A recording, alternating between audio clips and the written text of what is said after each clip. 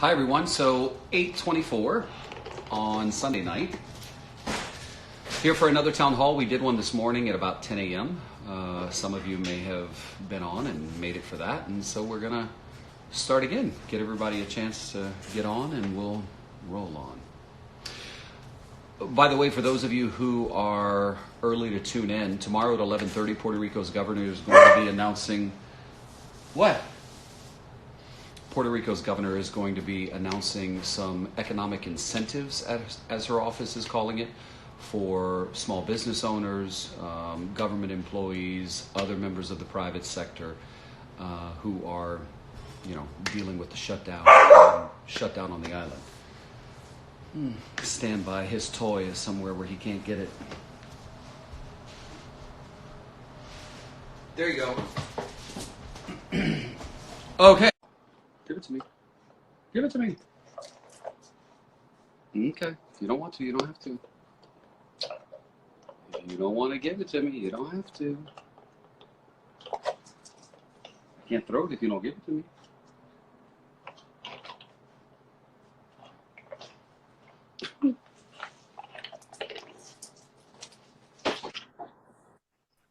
Hi. Hi. I was the person that her dad was that needed the gloves. Oh, did you I get don't know if you remember. Did you get the gloves? Yeah. The next day I was trying to communicate with you, but you've been busy. Oh, this makes But me so happy. Yeah, but the next day, as soon as I had the conversation with you, Yeah. the next day, my dad's boss, the boss of the company, they gave him the gloves the mask and all that he needed, but it was immediately afterwards, and I don't believe in coincidences. I know that it had to do a little bit with the exposure that your social media has allowed us. And not only that, I could contact the veterinarian. Yes. And we did all the things that we needed to do, and in order, not only because it's not just my dad, Yeah. it's all the employees that are outside giving home care service that did not have all the equipment necessary, gloves, mask, and hand sanitizers, and unfortunately now they have it. But I didn't know, my dad didn't told me that he had petitioned for this gloves since February the 3rd. Well, And I'm glad he got him. And just to give the everybody who's company watching, hadn't make any they didn't do anything. And when they needed it the most, they were scared, and then the exposure, and they took action quickly, and that's what's important. And I wanted to tell you. Well, I'm so glad you did. This is why updates with folks who we've already talked to are important. So this lady we talked to a couple nights ago, she said her dad, who works in home health on the island of Puerto Rico, was in need of a mask and gloves, and he was going into the home of elderly people. And so a veterinarian in Guaynabo reached out to me and said, I have I still communicated with her, because what they gave him, at least what they provide him, it's not, I sent you a picture of it. I don't know. I know that you have a lot of incoming information, but I sent you a picture of what it was. And it's not nearly, I have to be completely honest, it's not nearly what he needs, because as I told you, he sees a lot of patients during the day, during the week, and as soon as he sees a patient, he has to dispose of these gloves, and they're not enough. Well, I must say, but I communicate. I contact with the veterinarian, and we did all that we needed to do, and it's coming. It's coming. Good, great. I'm glad this happened. I love that somebody saw. Well, actually, I don't know. Somebody recognized me. Yeah, I don't know. That's what it was. That's what it was. Yeah. Somebody recognized me, and she was looking for me, and she posted a lot of like screenshot that I didn't even know. She posted a lot of screenshot until she Well, got she a had hold sent of me a me. message. She had sent me a message saying, if you know anybody who needs gloves, I got a ton. And I said, oh, But wait a it minute. was a third party that knew about her and that recognized me. And this is a shame. This is a domino effect. Totally. That, like you said, this is Totally. a community, and Totally. the community took action. Yep. And as soon as they took action, they took a hold of me. They could contact me, and things are moving. And I love it. the positive things, that the gloves and what is necessary, it's getting to where it needs to be. Great. Well, thank you for the update. I wanted to, and thank you for all the work that you've been doing, and hopefully on Mondays you start working again. Tomorrow, bright and early, I'll be on TV. Tomorrow you start working again, so good luck with that. Thank you, love. Thank you. Have a good night. Thank you very much. All right. Good Bye-bye. night to you. I love that worked out. I love that we were able to connect them. Yay for connections. Where's your ball? Where'd your ball go? Oh, it's right here.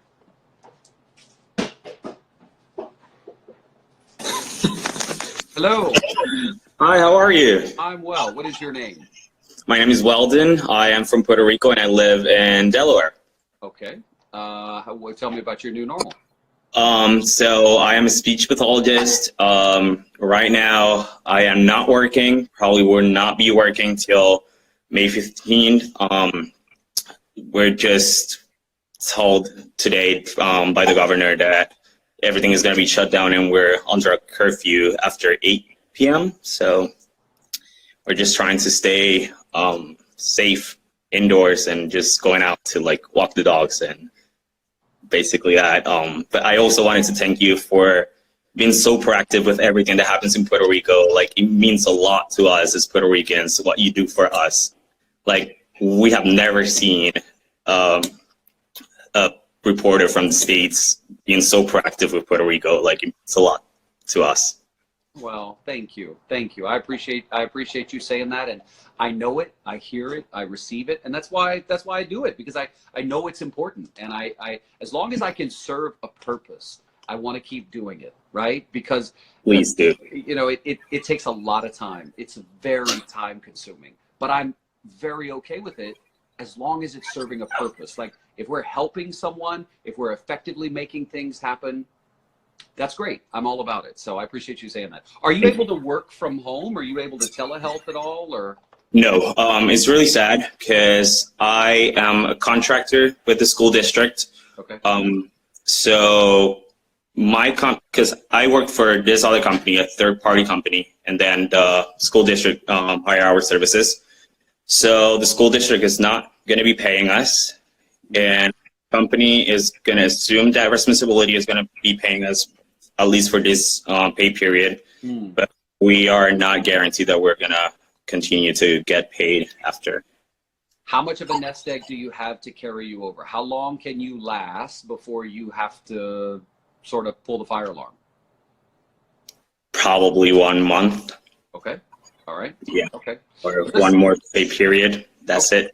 But at least you know sort of where your buoy is, so to speak. Yes, the sad part is that if I file for unemployment, like, the amount that I'm going to be getting back is just going to be really low. But it will be something, at least. Do you live alone? Do you have anyone else you care for? I live with my partner. Okay. Now. All right. So you guys... He's able to continue to work, so... I'm sorry? At least he's able to continue to work from home. So you guys can support each other, right? You can help out and... Yes. Good. Yes, Good. somehow. Good. Yeah. My partner is way too far away, but he's well taken care of, and we can look at... How's your dog doing? I'm sorry? How's your dog doing? He is fine. Paddington, they're asking about you. I'm hesitant to bring him over here because he's been a bit of a nightmare for the last hour. The nightmare periods usually come after breakfast, after lunch and after dinner, but he's had a 1 hour walk today, and then he had another 30-minute walk this afternoon. So he's doing very well. Thank you for asking. But I do have to say, and nobody panic for what I'm about to say, he was sleeping, and I have six, I live in an apartment. There's not a ton of space. And I have 6 chairs, and he was sleeping by it, and the chairs fell on him. And I heard the scream before I heard the chairs, and it scared me to death. So I took him to the animal hospital, and I tell this story because you can all probably laugh at me, but I'm like that parent who has a newborn, and every time something happens, I just they're about to let's run to the hospital. Exactly. So we went to the animal hospital, and they checked him out, and she called, and she was like, I think he's okay, but he was so scared, and I was scared, and so anyway, we've had an eventful day, but otherwise he's good. Thank you for asking. Oh my God, yes. I'm so glad that he's doing well.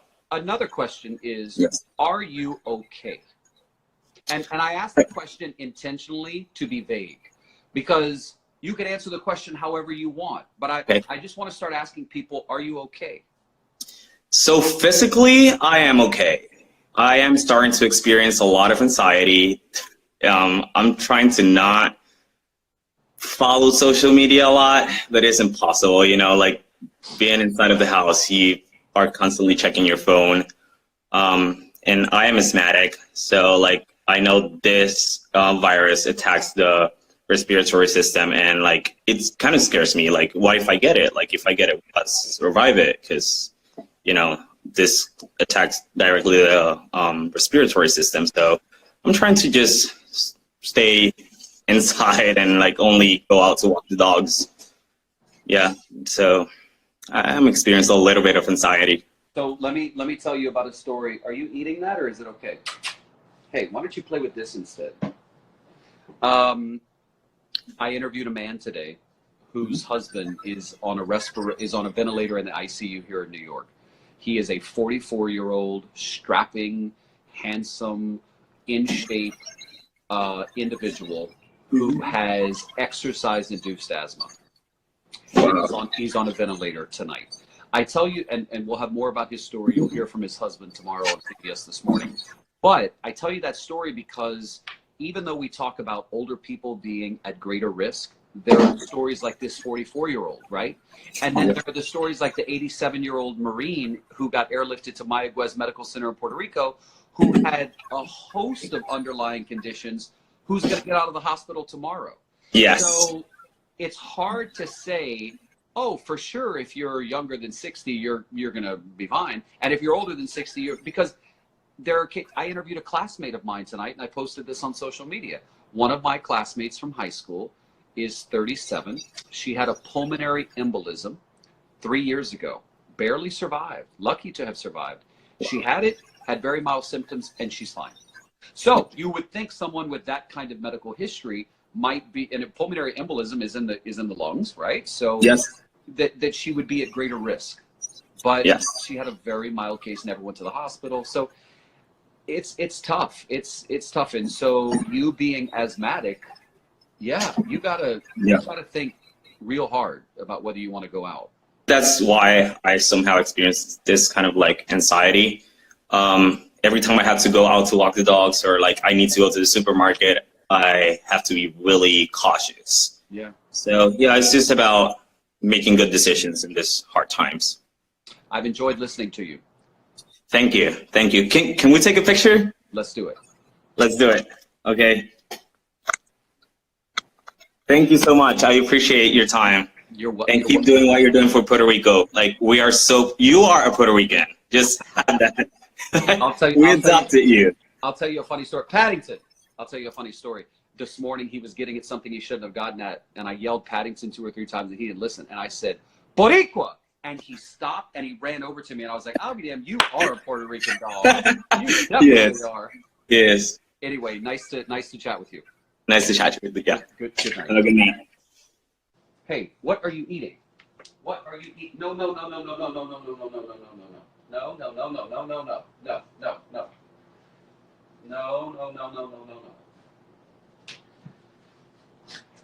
See, this is what I'm talking about. This toy, we're down to we only have 2 toys left because one a day gets destroyed. Hey, See, and he's got these little in his mouth. Ay, ay, ay. Hey, what are you eating now? No, don't put that in your mouth either. I'll be right back. Okay, I'm back. You puppy parents understand exactly what I'm going through. Okay, let's keep going.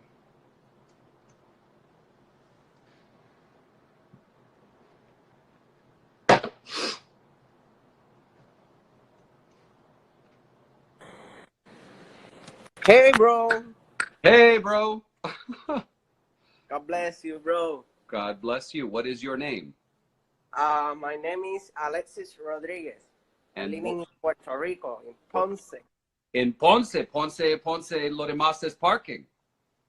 That's very good, bro. That's what the Ponceños tell me. I'm just repeating what they tell me. I'm just repeating what the Ponceños tell me. It's very interesting in Ponce. The sea has been destroyed to the earthquakes this morning in January. To take the airplane to go to vacations to Disney to take a airplane to Ponce, the Disney Orlando, Florida to Ponce, the night to take leave of my house. I began to take sleeping to these problems of the earthquakes, etc., etc. It's very Stressful. tense. Tense. I hear you. Are you how are you dealing with things now? It's very okay all the situation of these earthquakes and then now to this problem to the COVID-19. I will stay in my house these 2 months of my university. The university cancel all the class to be safe and stay all the students and the personal teachers in the house to be careful and treatment the situation of this moment. I hear you. You are well spoken and well representing yourself. Maybe sure, bro. The problem is at this moment, I will talk to my friends of the university. I am studying in the Inter-American of Puerto Rico in the enclosure of San Germán. So in this moment, I will talk to my friends to be careful and be safe in the house. To be this moment is very critical. It's very tense. It's very problematical. And all the facets at this time. Maybe it's a very problem to make talking to the president, the Manuel Fernos, to make a plan of work to try the students and the personnel of all the enclosures of Puerto Rico Inter-American to be made a plan of work for the students, take care of the class of concentrations and the academic classes, example, Spanish, English, math, music, all the concentrations of bachelor, magistrate, doctors. It's very strongly to be live to the university. At this moment, I will take another plan to to study music in my house, to watch videos of my works, to live to the professors. I made another plan of work to be stay study constantly, to be another others of type of words. It's very strong for a student, a musician. With me, it's very strong to study all the time. In this moment, I be stay full time in the university. It's very strong. Listen, I appreciate you representing yourself so well.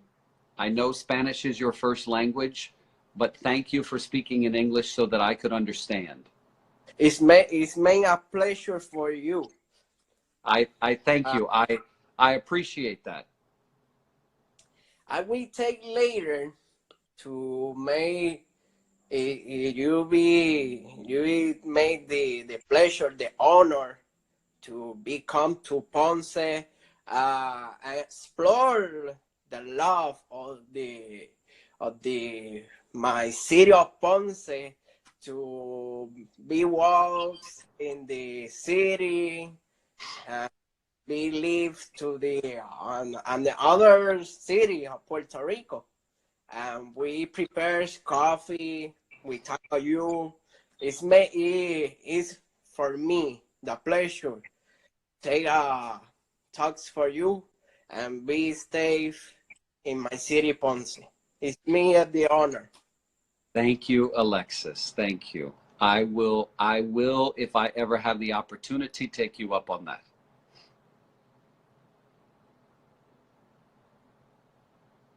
Did we lose it?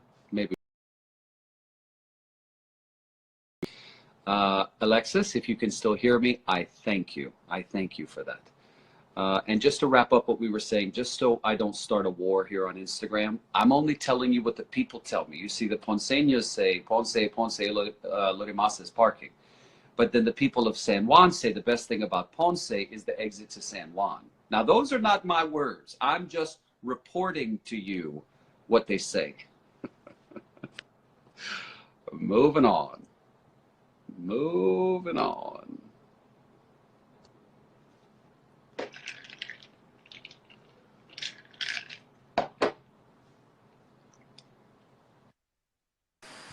Hi, David. Hello, what is your name? My name is Alexandra. Hi, Alexandra. Where are you in the world? In Ponce, actually. Ponce. Okay. Yes. So you just heard the gentleman from Ponce. Yes, I did. Tell me about your new normal. Well, I think I've been in my house for about maybe 5 to 6 days. We only go out once, a week. We try to do that because it's been very hard, at least with all these past months over here in the south with the earthquakes and now with this. So we tried to make the best out of it, the best way we can. Yeah, you guys really dealt with, Guanica, Peñuelas, Guayanilla, Ponce, like it just... It's too much. It's been too much, like literally. Sadly, I lost my grandfather during the earthquakes. You did? Yeah, he was in intensive care. We couldn't see him for like about maybe 2 to 3 days. And then I got to see him, and 2 days after he died, he passed away. So, it's been a very hard couple of months. But you know how Puerto Ricans are. We are always trying to make things the best way we can. I know, but if I could push a magic button, I'd push the button that says break. Like, give them a darn break. Yes, it's been very hard. Just give them a break. And it's for like the past maybe 2 years since Maria, this has been like awful. Yeah. I was going to ask you if you're okay, but I feel like you already answered that. Yeah, I think everybody's been a little bit hectic. The anxiety, it's very high. We try to do what's best, keep on going with these lives or seeing our artists doing stuff like that to help us get our minds off everything. Yeah. But we try. We keep it going. Thank you for sharing your story. You're welcome. Have a nice night. You too, love. Bye-bye. Bye. Ponce, back to back. Back to back. The people are on fire in Ponce tonight. If the next person is from Ponce, I don't know what to say.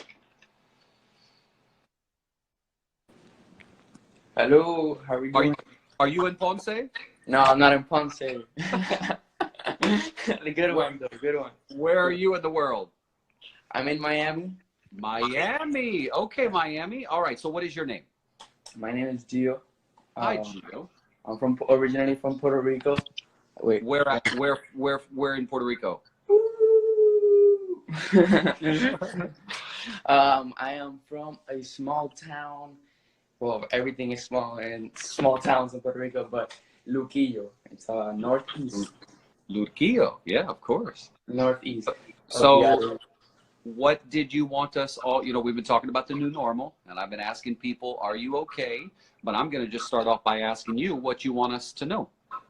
Well, I mean, if you guys have been watching the news, I think today surpassed 1,000 cases in Florida. So we're one of the many states that are in danger, and also South Florida, especially Miami.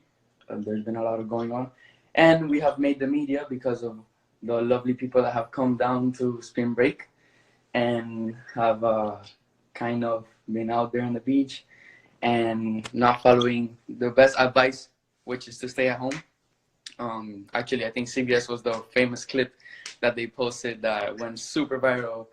I love how you know all of this. You know the latest count. You saw the CBS video that went out. How old are you? I'm 20. Listen. Every time I meet someone who is your age who starts telling me what the news is, I get so darn excited because that's how we should all be. But not a lot of 20-year-olds are following the news closely. Yeah, well, I'm a student of journalism, actually. Whoa! You buried the lead. So, okay, so you're a student of journalism. Okay, now this starts to make sense. All right. Yeah, I'm in my second year of journalism here in Miami, and what university? What university? Miami-Dade College. It's Miami-Dade. Now, what is this I'm hearing from somebody? Gio's the best podcaster out there. You got a podcast? Oh yeah. Wait, I got some of my followers here. Wow, nice. Somebody. Okay, so what is your podcast so people can follow you? Okay, so I have a podcast which is started. It was called the Cuba Ricans Podcast. It was my friend who's a comedian. He's Cuban, so we went in there and it's called the Cuba Ricans Podcast. Cuba and Puerto Rico here in Miami. Okay. And yeah, it's super cool. We talk about the different things, comparing Puerto Rico with Cuba. We have a lot of things that are similar. We like to do little pranks here and there. We go live and stuff like that. And yeah, I actually was gonna suggest a podcast of David because I think a lot of people would be happy to hear you and get the news. I know you're super busy, but I listened to a podcast by the New York Times. It's called The Daily. I don't know if you know about it. Do I know about you? Listen to The Daily too? Yeah. So yeah, I was like, you know what? I think David has a good personality for it. I think he would nail it with something like that. Oh, thank you, Gio. Thank you. Tell me about your new normal. So my new normal. Yeah. So going to school online. Last week was canceled, so I'm a little bit scared to transition now to what's going on. I'm a very hands-on person. I like going into class, so it's gonna be a little bit different.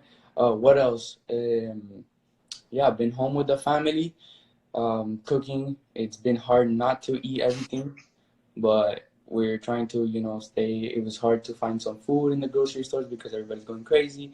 So we're trying to limit, trying to eat as much so we can, because we don't know how long it's gonna be. But yeah, limiting the amount of food that we eat. We played poker. We played Monopoly.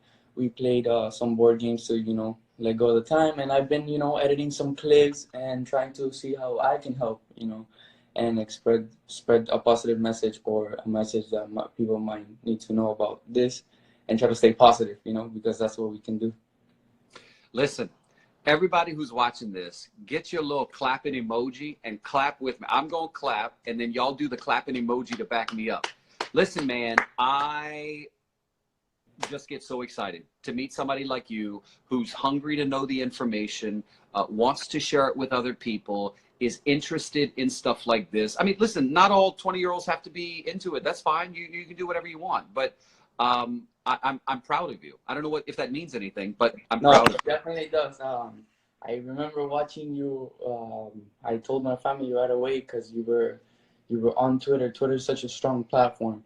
And when you were on a hotel in Isla Verde in San Juan, I saw your first reporting of you right before, reporting of what was happening before Maria, and then instantly followed, because I was like, okay, this guy CBS, he's gonna help me know what's going on there, because I know we're gonna lose information really quick, and you were on it.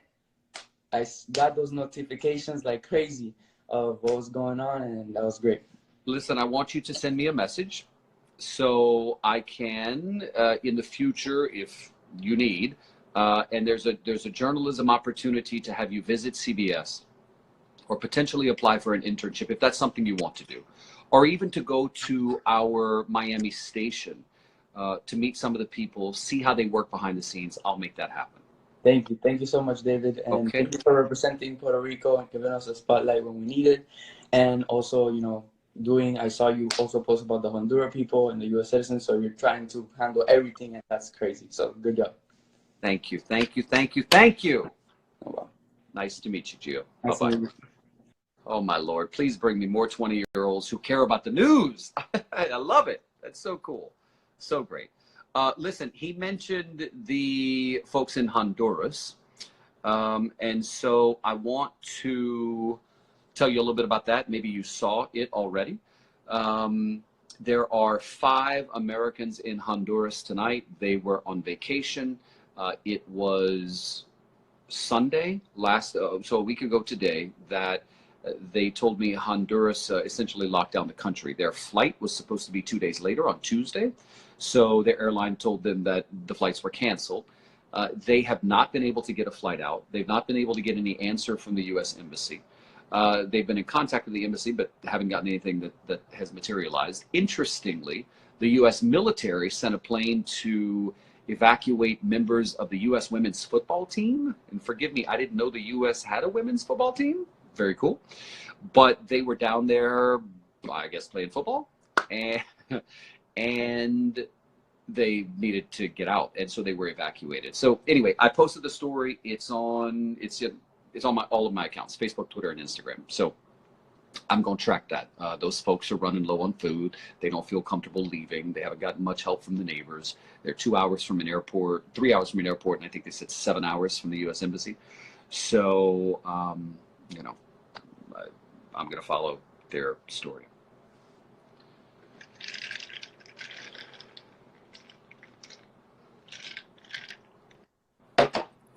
Hey, David. Hello, what is your name? Daniel Quinones. Daniel, where are you in the world? I'm in Miami, so another back-to-back. There you go, from Gio to Daniel. What is your Very new impressive. He set the bar very high. So. Weren't you impressed by him? Yes, of course. It's Totally, impressive totally. to see a 20-year-old interested in all those things. So great to hear. I agree. Well, it's crazy because he was talking about how he found out about you, and I thought about that, and I'm like, I don't remember exactly when I found out about David, but I remember it was for the hurricane, or because of the Hurricane Maria, and I don't know. I thought it was amazing what you were doing. I didn't know about my family in Puerto Rico, and all of a sudden you were feeding us with what we needed. It was information about what was happening in the island. Nobody really cared, and then you were there to light us up. So thank you for that. 2-3 years ago. So yeah. Oh my God, it was more than that. It was 2017, so 18, 19, 20. Yeah. So almost 3 years. Where is your family from on the island? Yes. So my family lives in Trujillo Alto and Caguas. I'm originally from Caguas, Okay. and I have family here in Florida, not in Miami specifically. Okay. But so yeah, I'm by myself in Miami. I've been here for 6 years now. And it's been a crazy journey since last year. I lost my job in October. You lost your job. What did you do? I do sales for a food company. Okay. So I lost my job due to business reorganizations in October, and then finding a job through the holidays was a little challenging because, of course, not every company is focused on that by the time. Yeah. And then I finally found a job, was relocating to Washington, D.C. in 2 months, and now everything's on pause. Oh, so you were getting ready to move for a new job. What job? So it's pretty much, I'm going to lead the growth of a food startup in DC, woman-owned company. So mother and daughter who founded this food brand and wanted me to actually grow their sales and marketing team. So it was going to be a very exciting opportunity for a startup. I was used to work for large companies where, these economic situations would be handled in a different way than a startup would actually do. It's very stressing, or stressful actually, because I don't know what's going to happen with my new job. Yeah. So the job is, you haven't heard whether it's still good or whether it's gone? Well, I talked to them on Friday. They're willing to actually be fair to me, which is nice. But they have to be fair to the business. That's the root of the cause why I'm joining them. Fair. And I understand that, I would put the business first if I were them. So it's just interesting to see how this plays out. I have been through hell. I'm not gonna lie, since October when I lost my job, and it's March now. We don't know. I mean, it's almost April. I don't know when this is gonna get better, and I know there's people that are actually going through worse than me. I know Puerto Ricans have gone through a lot of things after Maria. So I think about them. I think about the ways that they actually have put up with these challenges, and I think that just gives me the strength to continue and keep pushing it. It's just the way it is. That's great, Danny.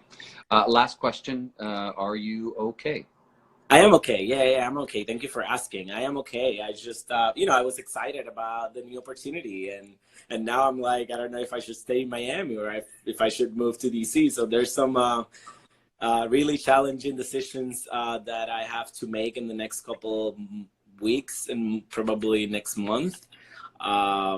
You want some kind of security, and I feel like we all look for that. I like risk, and I feel like that's what I'm ultimately gonna base my decision on. But I also wanted to jump on this opportunity in the best way possible. So yeah, it's gonna be a hard process for me to deal with, but I am positive and optimistic about it. So I hope you update me one day that the job came through and you're in DC. Thank you. I will. Thank you so much for everything. Nice to talk to you. Bye. Bye-bye.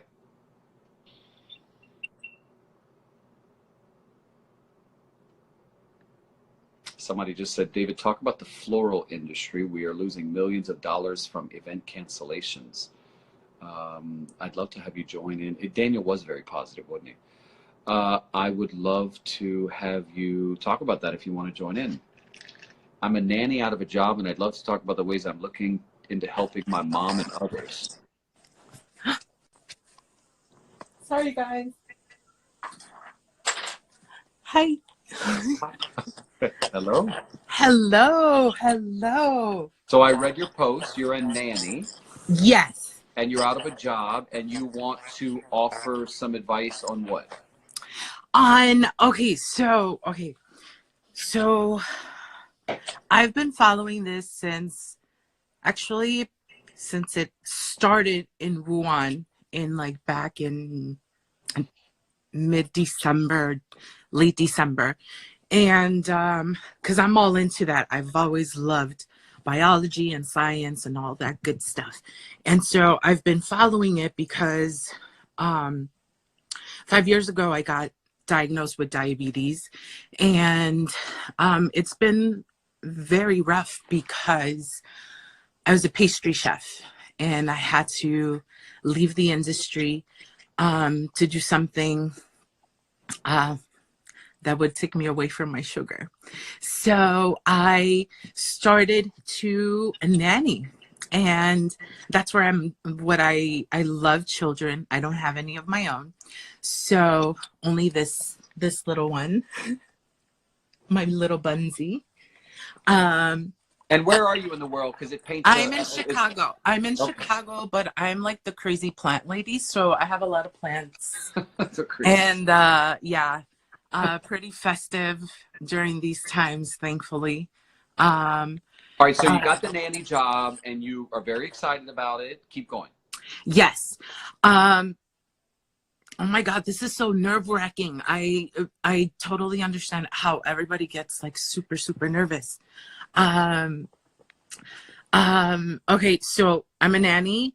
I was a nanny up until Wednesday night when all the reports from Italy and France were coming in that a lot of the younger crowd was getting sick and, you know, pretty severely. So I work with 3 families on a consistent basis. And at the beginning of the week, I started with one family that has 3 kids, first grader, I think a 4th grader, and a baby. Okay. And the baby and I have a ton of contact, like, I mean, 6 to 7 hours of contact, either putting him to sleep or playing with him or walking with him or whatnot. I honestly, it didn't occur to me until Wednesday that, you know, I was putting him at risk because I was like, oh, it's all the older people, like everybody's been saying, and you're not really thinking about you can be a carrier. And so I'm like, oh my God, I freaked out and I had to call in on Thursday and say, you know what, I don't feel comfortable anymore traveling to you guys. And they were totally understanding. And I'm pretty sure like running with their heads cut off like chickens because they have, you know, 3 kids and they're having all the troubles that all these parents are having. And I think that we should all come together and try to help these families, like all the healthy people or whatnot, like get online and be like, hey, how can we help you? Maybe we can take 20 minutes out of the day to help you with your kids. I mean, I'm sure that there would be some sort of screening or whatnot to be able to do this. But these families need help. I think that the government and these school systems don't understand the amount of work they have to do from home, the amount that the work that the kids have to do online, because they do need to log into a system. Some of these families, like, I mean, these are single parents sometimes. You're giving great advice. What are you doing? What am I doing? I'm actually coming up with something with my families. I was going through my things and I left them in the bathroom. You know, face masks. I'm like, okay, maybe I can get with my I have 2 little girls that I babysit. And so I sent out a message tonight to the moms. I'm like, hey, do you guys want to do a spa day? I mean, it might take an hour of your day to like set them up, and maybe I can take them, you know. But it wouldn't be a good idea to go to a spa. No. Virtually. Okay. You know, they would set them up with their phone or laptop or whatnot. We would do our little spa face mask or paint their nails or whatnot. I think they're old enough to do that, but I'm sure the parents would have some issues doing it by themselves. That's a good idea, though, and you would kind of participate in that. Exactly. Okay, great. Because like yesterday, the dad, I was FaceTiming with one of my kiddos. Dad went to the bank. Mom was walking the dog, and I stayed on FaceTime with my little kiddos. So, you know, it's like they're okay with even with me doing that, they're okay, like that their kids are home alone.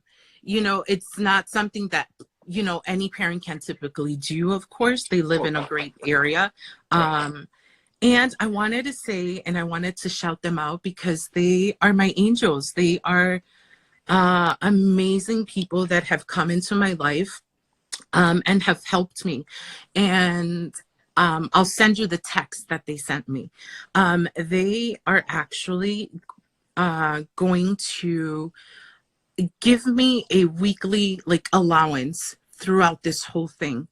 We don't know how long it's going to last. I don't know any of like the exact details, but from what they are saying, they are actually going to give me a weekly allowance through this whole thing. And I am just so grateful because my partner actually, yes, I'll send you the text. Yes. I mean, not everyone is in the position to do that, but they are able to, and they are just amazing people. I love that. So yes, absolutely. They are my little angels, and I want to be an angel to whomever needs it here in the Chicagoland area. Well, here's the reality. What you're proposing is not only a good idea, but it does also enable you to work and to get paid. Like if you were to do something that was 2 to 3 hours of time with the kids, where the parents were able to clean and or work on their own, if I was a parent, I would pay you for that. So exactly. That's a good idea. Listen, thank you for weighing in. A bunch of people wrote, "I love plants. I love plants." So thank you. Thank you for sharing some good ideas. Thank you so much for what you do for everyone. I'm Mexican, I'm a Latina, and I have been following you. I'm not sure since that guy actually got me thinking, since when I started following you, but I absolutely love everything that you do. You have become my new normal, like many others. I'm like, what time is he going on today? Because like my partner's like, are you going on to see, you know, David? Because like you take up a lot of my time now. Well, I hope it's worth it. I thank you for weighing in, and I wish you all the best. And thanks for bringing a couple of good ideas that we can share with people. Thank you so much. Okay, love. Bye-bye. All right. All right, so Velvet _Ortiz _Florida _realtor writes, I'm an Uber driver in Tampa affected by this coronavirus hurting the hospitality, tourism, and airline industry. Let's see if we can bring her in.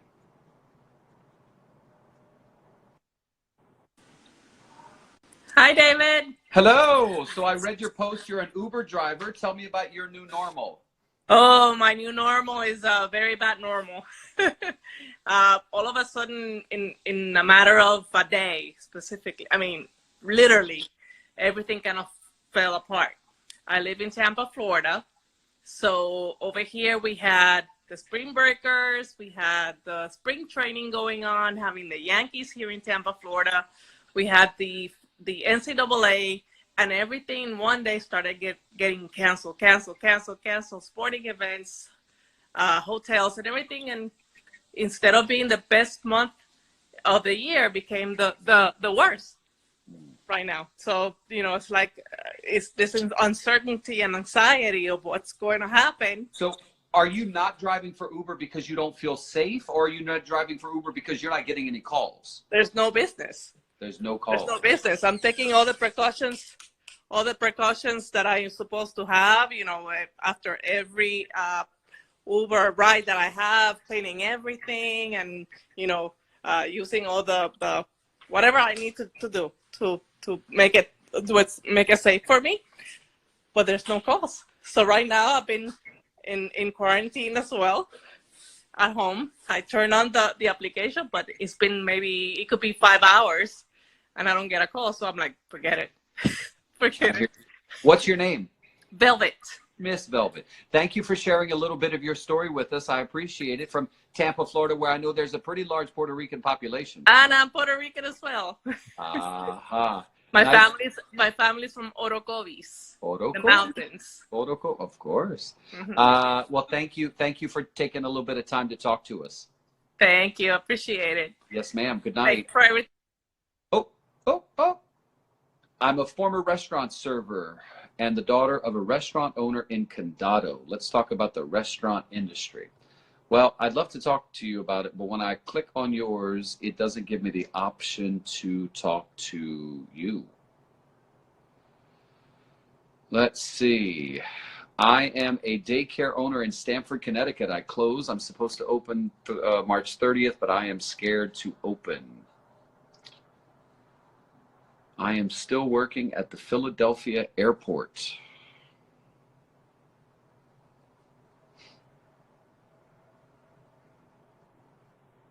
Hi, David. Hi, so you work at the Philadelphia airport? Yes, I do. I'm still there. We're still hanging on. Tell me your name. My name is Carmen Torres. I'm from Philadelphia. Okay, what do you do at the airport? I'm a airways cleaner. We work Okay. at the United. Okay, so you would be considered an essential worker for the airline industry? Yes. So Yes, far, or we're still yeah, okay. on call. Yes. Okay, and how are you feeling about going into work? Stressful. It's very, very stressful. You see people Yeah. coming in airplanes with masks. All you have to do is just work and just take it day by day. Would you be comfortable saying to them, I don't feel comfortable going into work, or would you be afraid if you said that you would lose your job? I think we'll lose our job because the other day one of our coworkers was like they were sick. Well, then you stay home, and we haven't seen that person. We don't ask about that person. We just come to work and just wait to see if we get let go or not.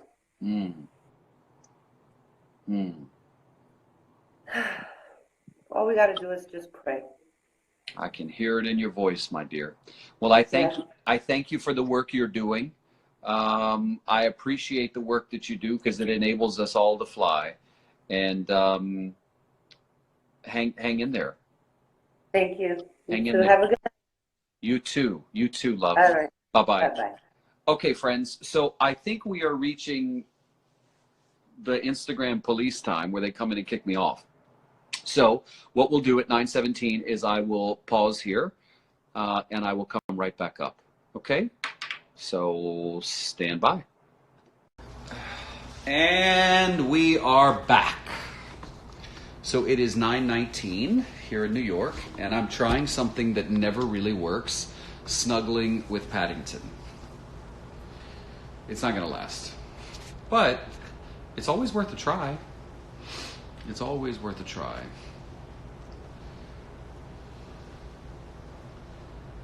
I think the only reason he's cooperating right now is because the chairs that fell on him earlier, I just moved and it made a noise.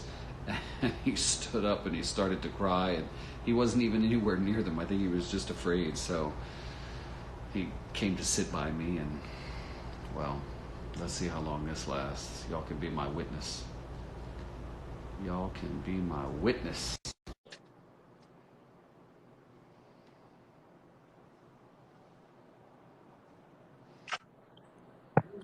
Hey, Hello? how you doing? I'm okay. What is your name? I'm sorry, I look like a mess. My name's Jamie. Jamie, nice to meet you. Where are you in the world? I'm in Orlando, Florida. Okay. You want to talk to us about your new normal? Yeah, it's kind of crazy. Kind of feeding off of the girl you were talking to before, the Uber Eats driver or the Uber driver. Yeah, in Tampa. Yeah. Right, I do Uber Eats, and it's kind of like a flip side to it because that business is kind of like booming because Right. everybody's staying home. Sure. You know, that's kind of like my supplemental income. I work for another company. I'm not going to call them out, but I work for another company. They're taking care of me. They're paying me for the 2 weeks that I'm home. You know, they're paying me. They're also averaging out my commission for the last 6 months, and they're going to take care of me there.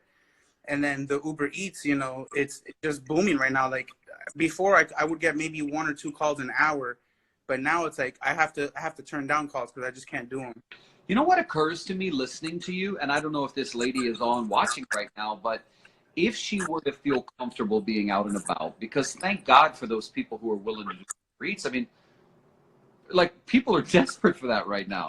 So how much are you like? Is it basically you can work however much you want?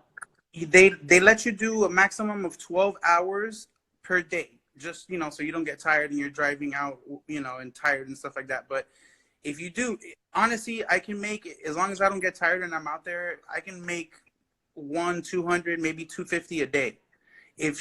That's my advice to her. If she's still watching, like, I don't know if she has, because we have the option to pick Uber Eats or both, or just do one or the other.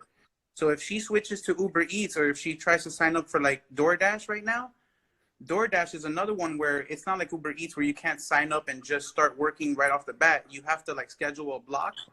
And before, it was hard to schedule a block in Orlando, and it was a mission, so I never used it. But now it's like red all the time. They're open everywhere. They're paying like an extra $2 per delivery. So there's a lot of options if she wants to go that route, or anybody that does Uber, maybe do Uber Eats, because most of the restaurants you don't have to make contact. You're picking it up through drive-through, and you're taking it to the people, and you can actually drop it off without contact as well. Well, you're absolutely right. That is a great idea. How much did you work today? How many hours? Didn't go out today. Yesterday, I went out from like 10 a.m. to 3 p.m. and I made $90. And I only did like 10 deliveries. Listen, man, that I had not thought about that. So thank you for putting a little perspective on it. Yeah, so that's my new normal. Hopefully somebody can, make some money out there. If they're doing Uber and that's low, try Uber Eats. Thanks for sharing it. All right, cool. Thanks for having me. Have a wonderful night. Yeah, you too, man. Stay safe. Are you ready to get up? Or are you going to sit with me? You can sit with me. I promise I don't bite. I don't bite. You can sit with me. I don't bite. Yes, you can sit with me. Look, just sit with Daddy. Just sit down. You want to get down? Okay, you can get down. You gonna rest? Or you gonna come sit by me? You come sit by me if you want. Okay, let's see.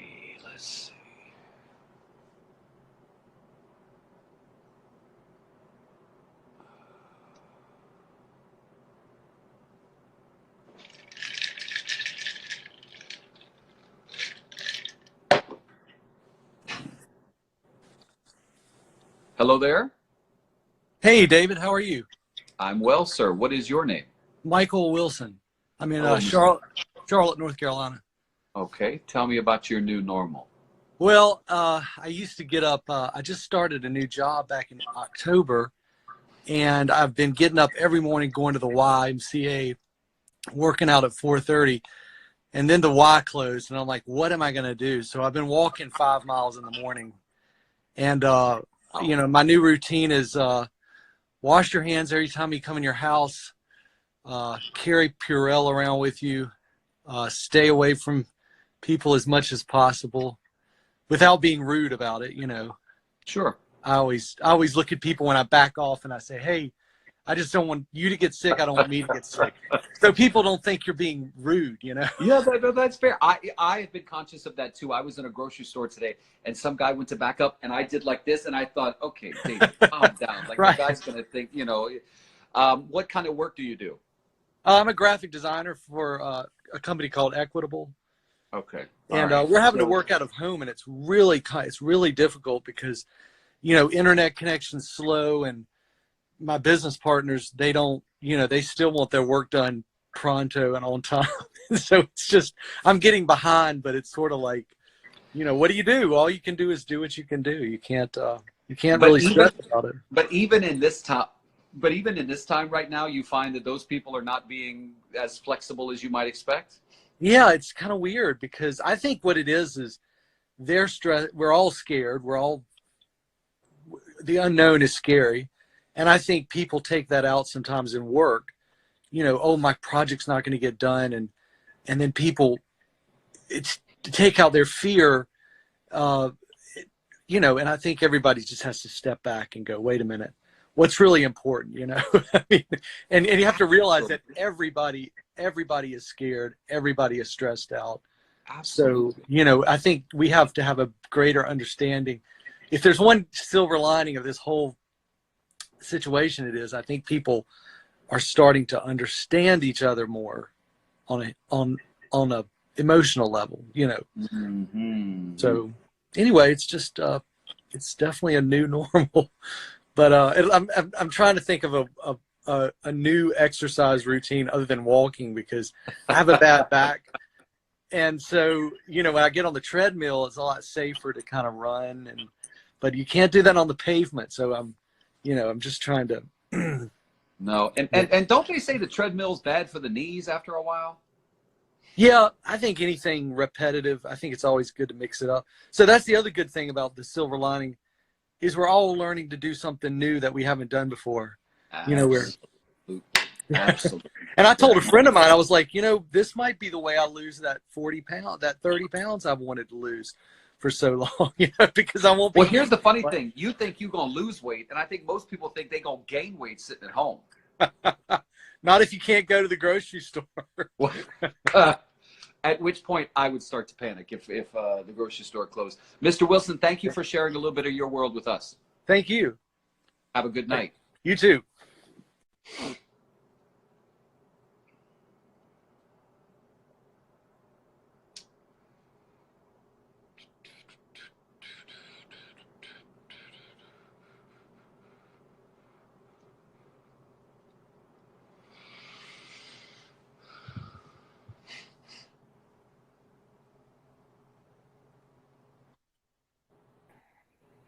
David. Oh, it's California Victor.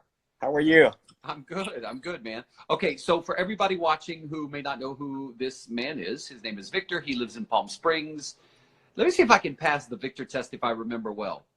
You own a you own a gym, yeah? Personal trainer, okay? Mm-hmm. And you're making masks. Yes. Okay, tell us how that project is coming. Yes, so I took that idea from a lady from Utuado, Puerto Rico, that she was doing masks to give it away for donation. And I saw that, and I like, yeah, we can do this, because here is a lack of equipment, and so we step in. So we did 50 of them. So they're like in the final stage. Tomorrow they're gonna be out. But guess what? We're gonna do more, but they're no elastic to buy. They're not a fabric that we use for the filter. So what we're doing is get the other fabric there. We have a huge roll of elastic, and we need to cut it in 4 pieces. That really don't take forever.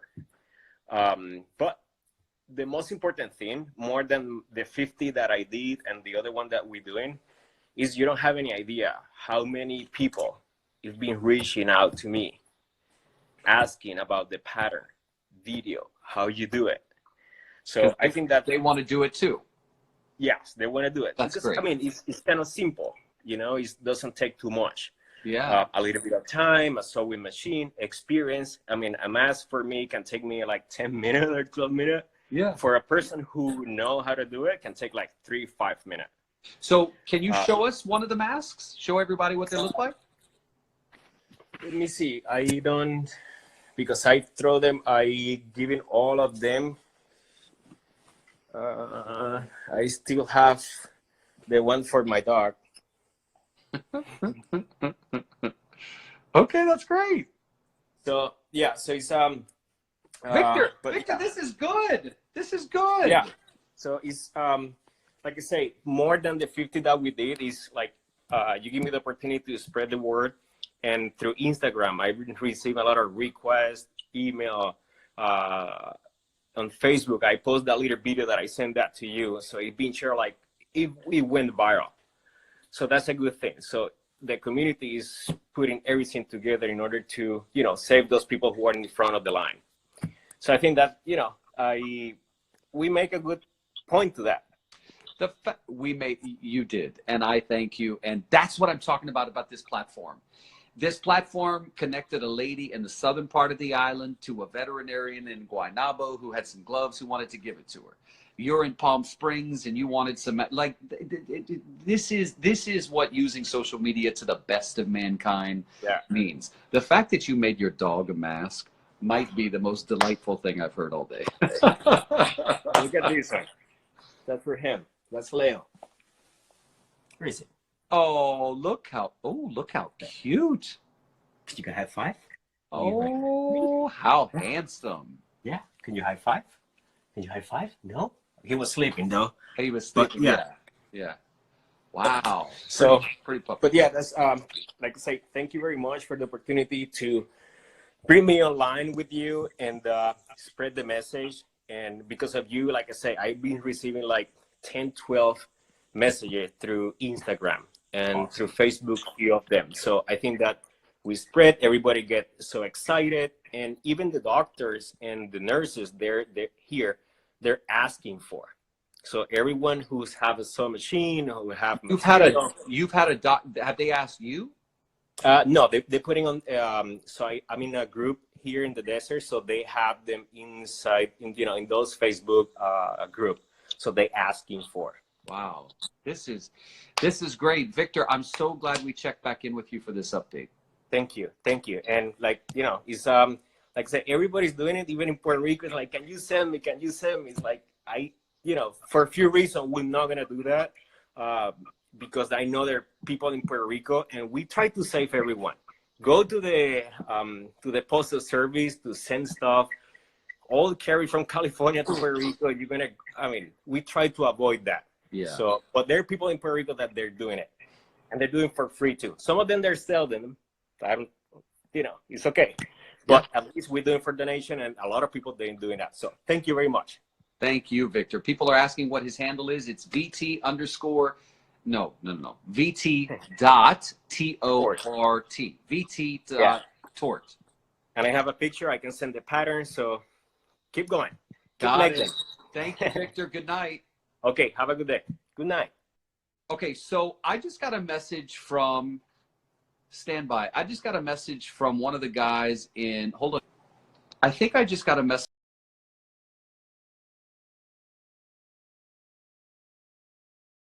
from one of the people in Honduras who is stuck. My other phone is dead, and I think it came here. His name is Mario, but I don't see a request to join them in. They've been having some internet service issues, so I'm going to try and see what his message was. Last time I reported it, they didn't have an update as to how they could get out. Maybe he's giving me an update, or maybe he's trying to join in. My work phone is dead. I'll let it charge and then get it back up and running. Hey, David. Hi, what is your name? I'm Jackson. I'm a high school student in South Carolina. Okay. All right. In Greenville. Yeah, I think you had someone from Greenville on earlier today, actually. I sure did. I had a nice lady who actually posted a video of her abuela watching Mass on an iPad. Oh, cool. I was actually talking to one of our CBS, she works for a CBS affiliate down there. She's the main anchor for the CBS station. Amy. Yeah, she and I were chatting the other yes. night. So, like, what is going on? You look like you're in like some studio here. Is this your house? Yes, it is. So actually, I admire a lot of the work you do at CBS, and I want to be a journalist someday, trying to eliminate the fake news. So I record my little news videos here behind me at this brick wall, and I have a green screen to the left. So yeah. Wow. Okay. Yes. Cool. So yeah. Tell me so about I just your new normal. Oh, so the new normal. I'm doing school online. I am doing e-learning, as my school district is calling it. Okay. It's very interesting. We do like an assignment each day for each class. We're supposed to spend. I'm listening. I'm just plugging my phone in. Okay. We're supposed to spend a certain amount of time on it each day, but it doesn't really take an incredible amount of time. So I just get my assignments done and then I turn them in. I've been to a few places, like I went to Chick-fil-A because I was just really not feeling staying in for so long. I'd been in for a few days, so I did go through the Chick-fil-A drive-through. It seems that a lot of people are not staying home. There was quite a large number of people at Lowe's and Home Depot. I guess maybe they're just getting bored and deciding to do home improvement stuff at home. Okay, all right. So you're studying journalism? I'm not, no. So I'm in high school. I just got to get all that done, and then that's what I want to do after. I want to do that in college. Oh, okay. See, I missed that. You're still in high school. Yeah, I'm in high school, so Wow, it's very, lovely. very articulate, my man. Very articulate. Articulate, I like the word. Yeah. So, because I like talking to people who want to go into the business that I'm in, what are your dreams? Well, I really admire Nora, and I would love her job whenever she's a bit older. Yeah. So that is the ultimate goal. I mean, that's kind of like a really far in the future idea, but I mean, that is the ultimate goal, and I'm sure it is for a lot of people in the business. Yeah. Listen, I mean, hey, you can't get what you want unless you speak. I'm a big believer in you got to put it out there. Right. Yeah. You're never gonna have an opportunity unless you ask. You got to declare it to own it. You got to declare it to own it. Is there anything else you haven't said that you want to add? You want to tell us? I just think people should kind of stay home, don't want to go out and spread all the germs. Our governor said that. I actually pressed him last weekend on some of the things that he wanted South Carolinians to know, and I guess just everyone for that matter. Don't go out and do stupid things. Just use your common sense and don't spread a lot of germs. Amen. Nice to meet you. You too. I'll follow you here on Twitter as well, so I didn't discover you until recently. Give everybody your Instagram handle. I'm at Jackson Gosnell TV. Jackson, Gosnell TV. Yes. Thank you for joining us, Jackson. Of course. Thanks for having me. Have a good night. Good night.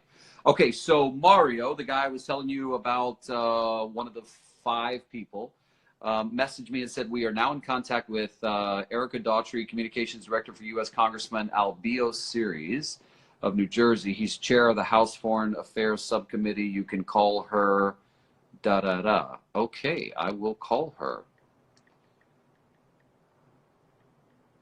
That's good. That's good. This is good.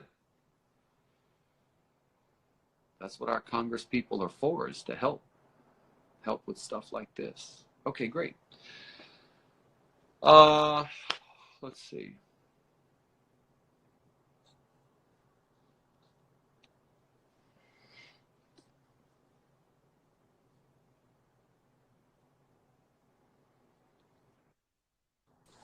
Hi. Hello. What is your name? My name is Rachel. I'm from Orlando area. Hi. Hi, Rachel. Tell me what your new normal is. Okay, so I have 2 boys, 4 and 1.5. So my 4-year-old won't be able to go to preschool, which is okay. And then my husband, he has asthma, and my 1.5-year-old was born with a heart condition, so they're both at high risk. And we're just staying home. I go to the grocery store like once a week, but not everyone is following this, which is frustrating, especially in Orlando area or the younger people. I made a Facebook post and a friend was like, well, I was like, stay home, my husband's at risk, my son is at risk. And a friend said, well, if you're sick and if you're at risk, stay home. But if you're not, I don't know why we have to stay home. So she's just being really selfish, and yeah. What do you think about your governor not declaring sort of a lockdown statewide? I think it's ridiculous. Yeah. And they just shut down restaurants, like dine-in. They still have carry-out, but why not just shut everything down? Besides grocery stores, medical facilities, and pharmacies, I don't see why everything else has to be open. They shut Disney. They never shut Disney. So Right. I have a question for you, though. Oh, well, this is different. I'm ready. What's your question? So I don't believe in this, just so you know, but I've seen some friends post about it and they say, oh, it's just the media fear mongering you. Okay. I don't believe that. So what's a good response to give them, like an educated, like what would you say? Oh, this is a very good question. Thank you. Because part of me would want to say that's BS, but I would say the word, right? So there's that part of my brain that just wants to cut them off and be like, that's but right. And then the other part that says, let me educate you with the facts. And then you show them the data from the CDC. Right. Then you show them the stories out of Italy. Then you show them the deaths out of China.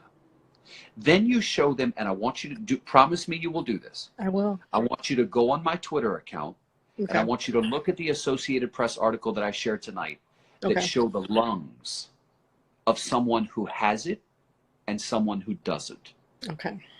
That's what I want you to do. I will, because my husband has Because asthma. It's serious. So. it's very, and let me tell you another story. I don't know if you heard me say this earlier, but tomorrow morning, I will tell the story of a 44-year-old lawyer here in New York City who's on a ventilator tonight at NYU Langone. He is 44 and he's a marathon runner. The guy is a stud, and he's on a ventilator. He has Okay. exercise-induced asthma. We don't know if that is definitely what led to where he is, but here's the thing, and can I give you, so you got all that I gave you, Yes. right? And you send them that AP article with the scans. I will. Let me give you another little bit of context. You might run into some people who say, oh, it's like the flu. It's the flu, and the flu kills more people. Let me help educate you on that. That's what everyone's saying. Let me help you. Promise me you won't forget this. You can go back and watch this video after I our will. class. I'll save it. For the flu, there's a vaccine. Is it perfect? No, but it works. It works well. Okay. Mm-hmm. There's Tamiflu. Is it perfect? No, but it's a treatment for the flu. There's an immunity because the flu's been around for decades. Okay, that's for the flu. Mm-hmm. For COVID-19, there is no vaccine. Mm-hmm. There is no treatment. There is no immunity. It's a big difference. It's not even comparable. Right.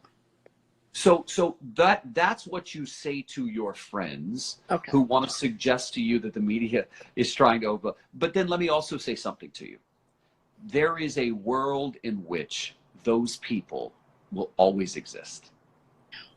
And the reality is, remember when we were kids and there were troublemakers and bullies who just wanted to shame and make fun of people? They didn't operate in a realm of fact or compassion or empathy because they did right, but that's being kids. But when we're adults, I don't have as much tolerance for that. Yeah. And so I will say to you that there was a moment, and you know, my dad ain't gonna see this, and I love him to death. But there was a moment which my dad sort of was like, nah, yeah, and now he gets it. Mm-hmm. And there's a moment in which some in media were singing a very different tune than they are now. Right. Dr. Anthony Fauci said recently, if you're overreacting, you're doing the right thing. Right. I know that was a long answer. I appreciate you taking my question. I hope that helps you out. Thank you. I took a long time, so you could talk to somebody else. But thank you for. I'm sure glad you did. Have a wonderful night in Orlando. Thank you. I'm glad you came on. Thank you. Okay, baby. Bye-bye. I ain't got no time for those people who want to act like the media is trying to, you know, blow this out of proportion. I ain't got no time for that. No time for that. No time.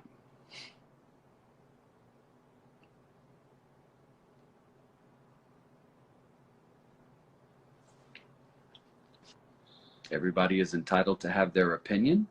I certainly am just not going to entertain it. When the facts are overwhelming and you still want to argue with the facts, that's your problem. It's not ours. Hello?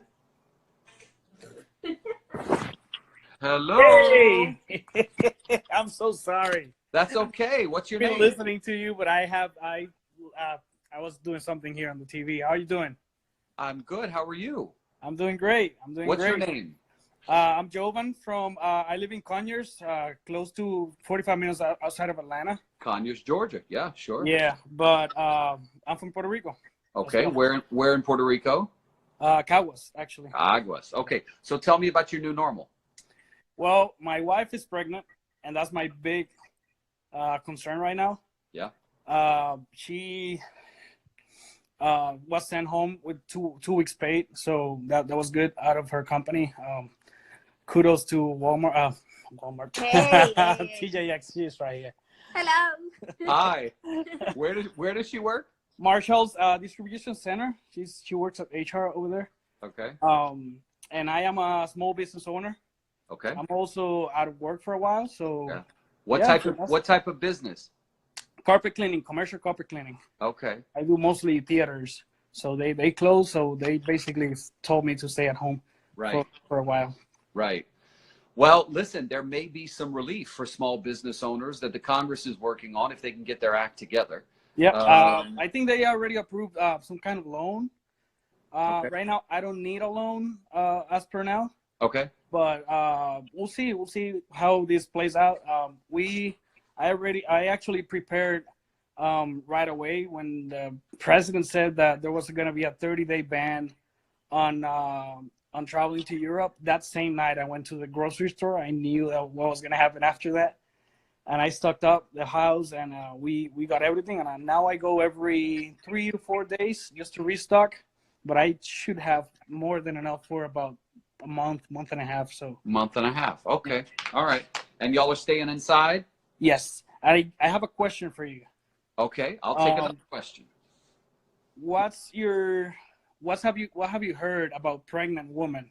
That's something that there's not a lot of information out there. There's not. And that's the big issue for us right now. So let me tell you, Dr. Debbie Birx, who is the White House coronavirus task force coordinator, who has been speaking, and from everything I know, from what I've seen, she is both credible and respectable.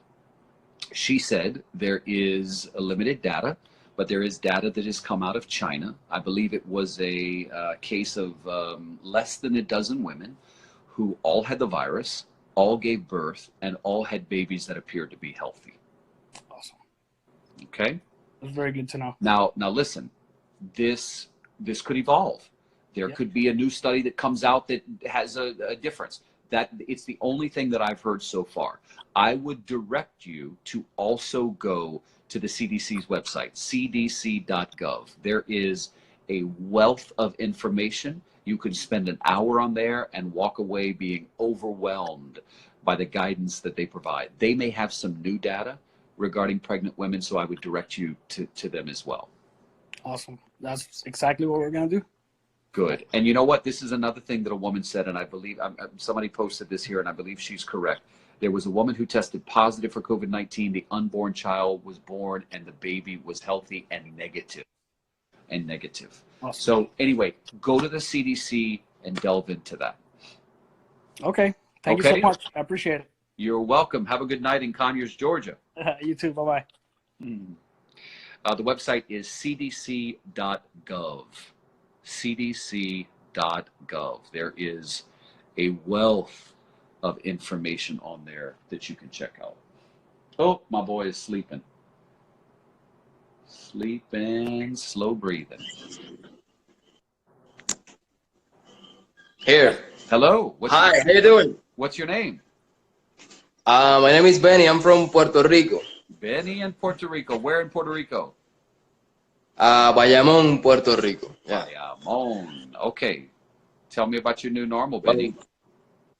Well, my new normal, I work as a freelance writer for social media, and really the plan is going like for a month, but I don't know if anybody has thought this. The government, and since Maria, there's been really unstable, kind of for me, for my family, and I kind of needed a break from society, from the mess. So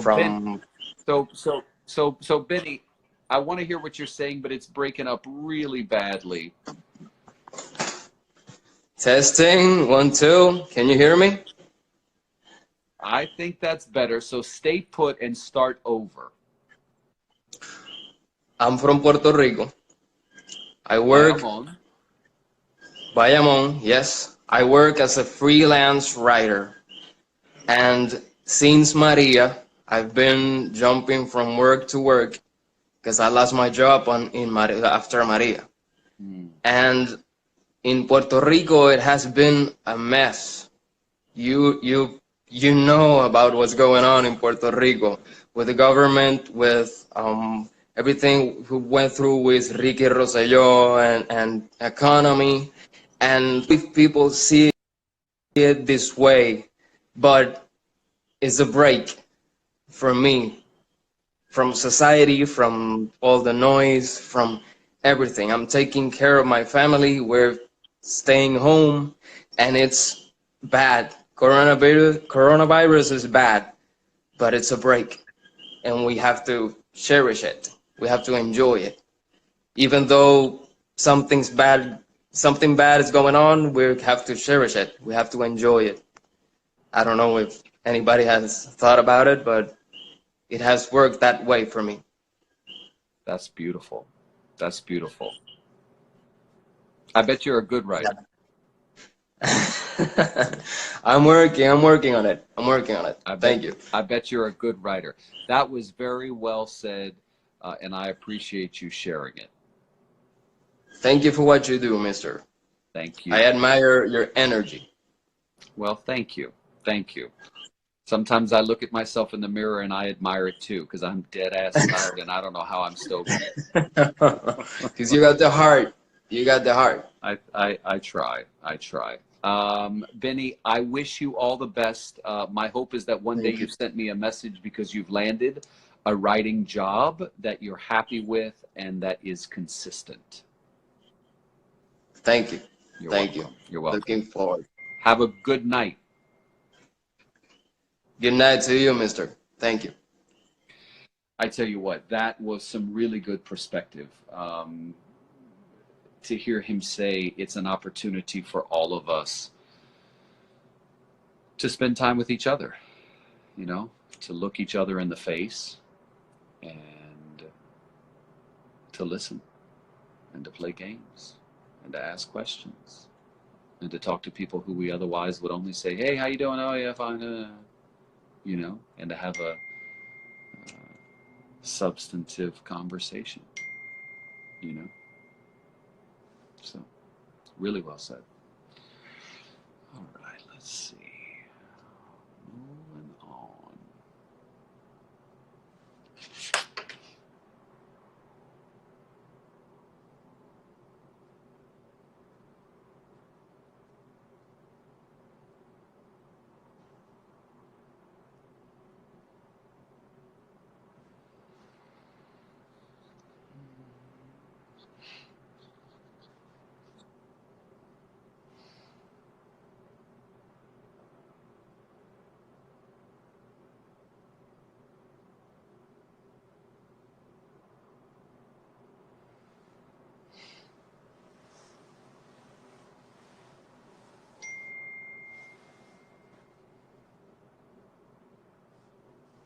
Taking a while to connect.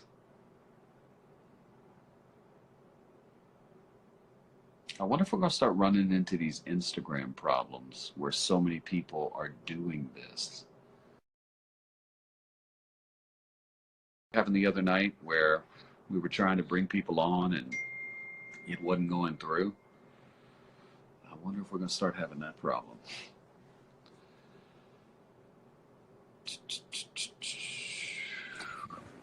Hi, David. Hi, what is your name? My name is Giomar. Hi, Giomar. Where are you in the world? So I am in Wallingford, Connecticut. Waterford, Connecticut. Okay. Yes. I am Puerto Rican, but I live in Connecticut since 2016. But I work in retail, so I work in a company just like we serve food and everything to customers. But I try to every day, you know, enjoy myself, enjoy my work, and help the customer how they need. Because a lot of people, they come in frustrated to work, and they don't want to be in there, but I try to have a positive environmental with my employees and my customers, and I try to be positive with them and help them in everything they need. Wow, I really love that. So you're working because there is a need for you to work. Hopefully Yes. you're keeping a distance from people, right? Yes, I am assistant manager in a retail store. So I try to, do the best for the customers and always Yeah. try to find what they need. We have certain restriction for items to one per customer, but we try because we want to be equal for everybody have the stuff they need. Has the governor not banned you guys from being open because you're not an essential service? So we're essential service because it's a supermarket, supercenter store. So Oh, okay. yeah, we need to still open. So we do something for the employees. They can come in. If something happened, they can have a proof they work for us. I see. Got it. Well, Yeah. I'm glad things are working out for you, GMR. Thank you. Appreciate that. I have all my family in Puerto Rico. I have just my sister in Boston, Massachusetts, and my brother right here in Connecticut. But I try to, be positive in my house and with everybody I know. I try to implement positive vibes to everybody. I can hear the positivity. Yeah, and I enjoy what I'm doing. That's great. Well, thank you for weighing in. No, thank you, David. Have a good night. Nice to meet you. You too, GMR. Good night. Bye. Okay, let's see.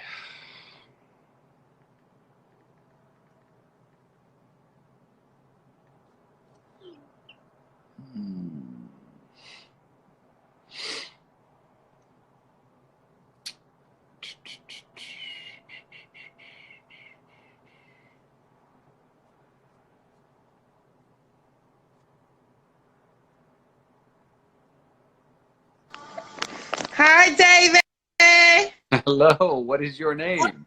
My name is Evelyn. How are you? I am very well, thank you. You don't know how long I've been trying to reach you, but it's a pleasure and my honor to get to actually speak to you. Well, thank you, love. Where are you in the world? I'm in New York and Brooklyn. I work for the Board of Ed. I'm actually a cook, and we're still feeding our kids.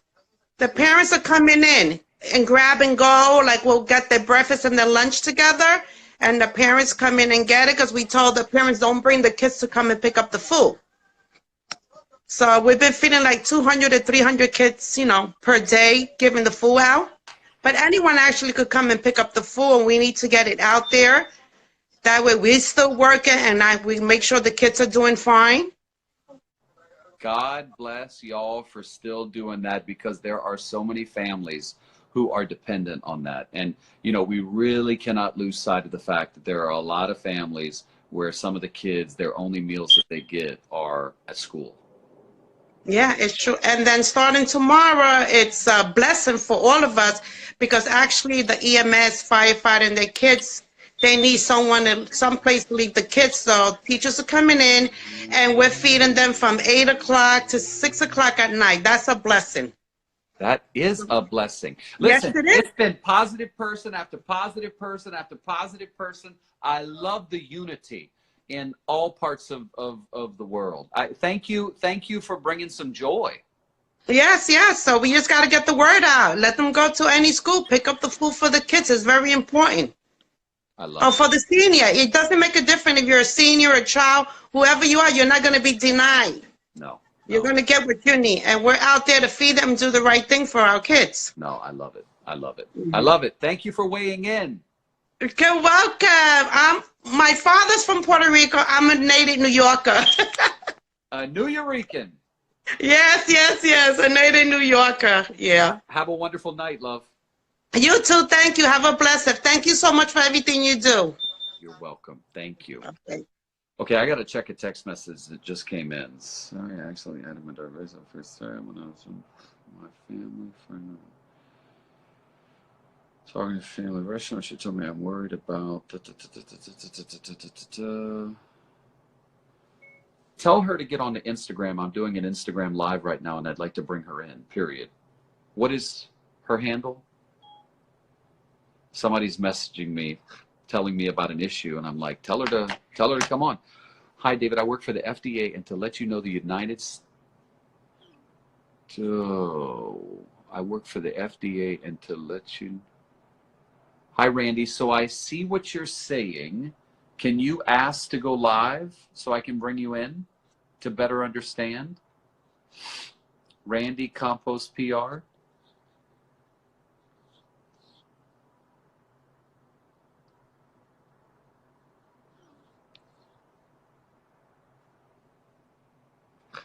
All right, so let's see.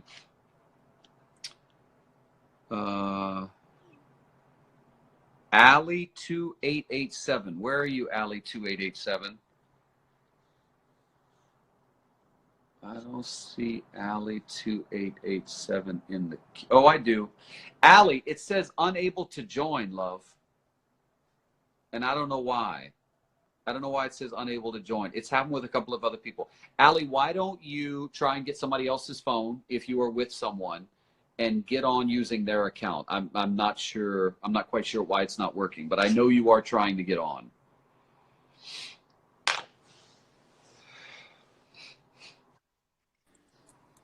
Hi, David. It's not Allie, though. Oh, that's okay. I know who it is. It's you. How are you? Thank you for giving me the opportunity. You're welcome, love. So remind everybody who you are and where you live. So my name is Yamaira. I'm an interpreter from Wisconsin. I'm from Puerto Rico, but I live in Wisconsin. All right. And you wanted to update all of us on what? So the hospital right now is kind of a chaos. We are having a lot of new cases every day. So I'm not working anymore. Now even less because now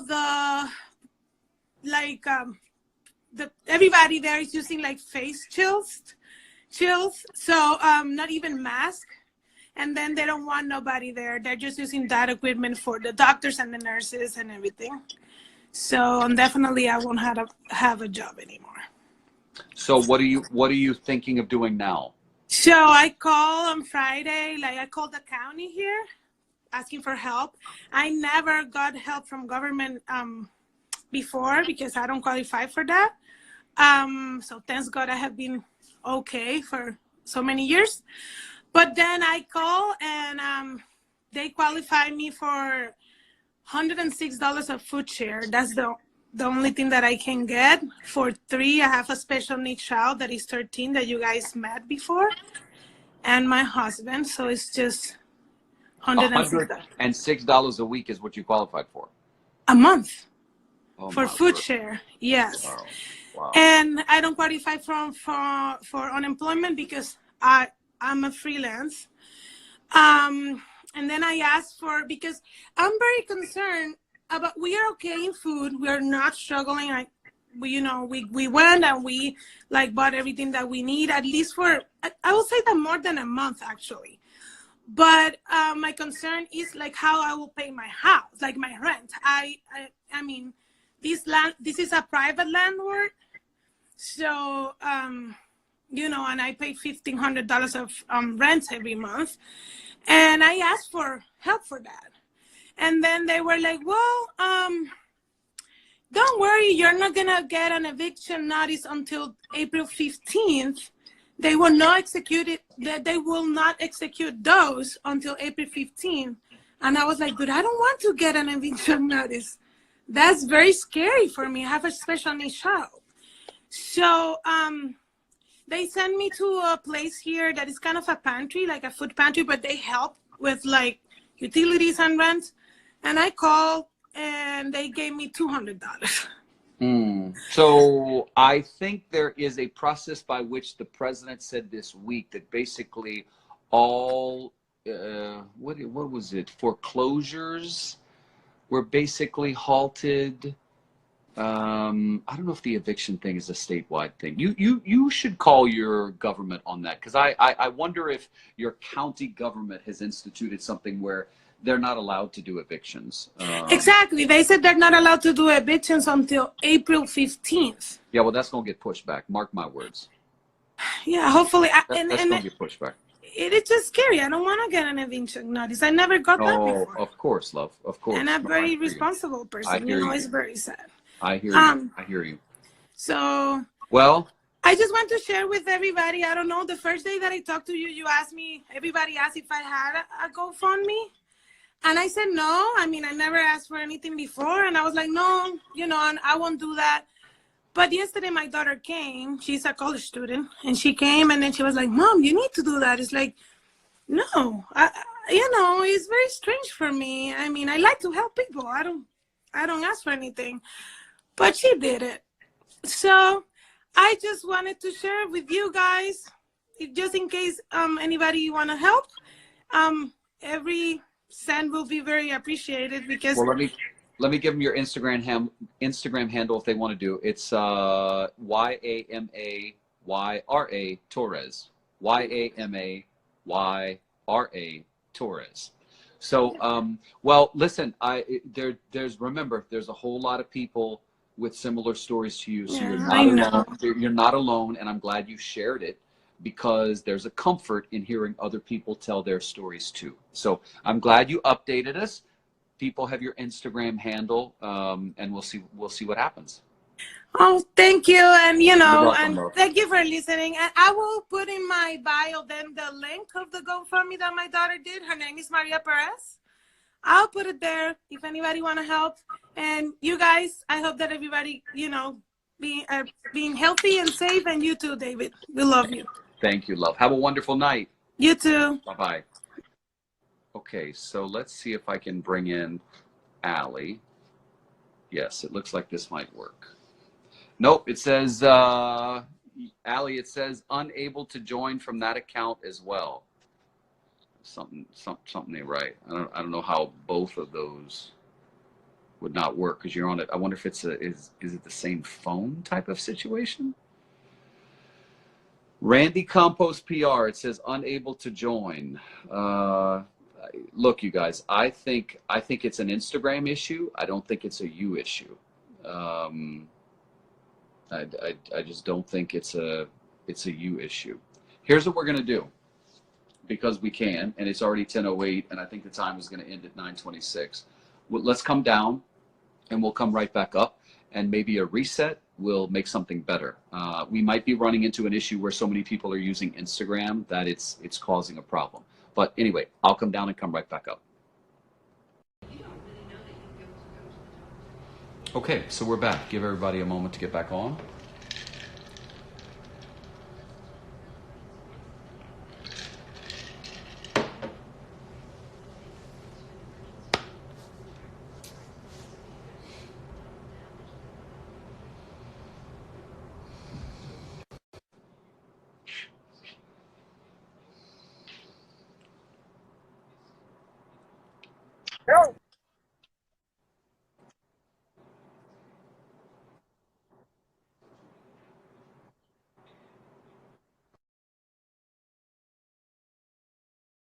I don't think it's got a reception issue, unfortunately.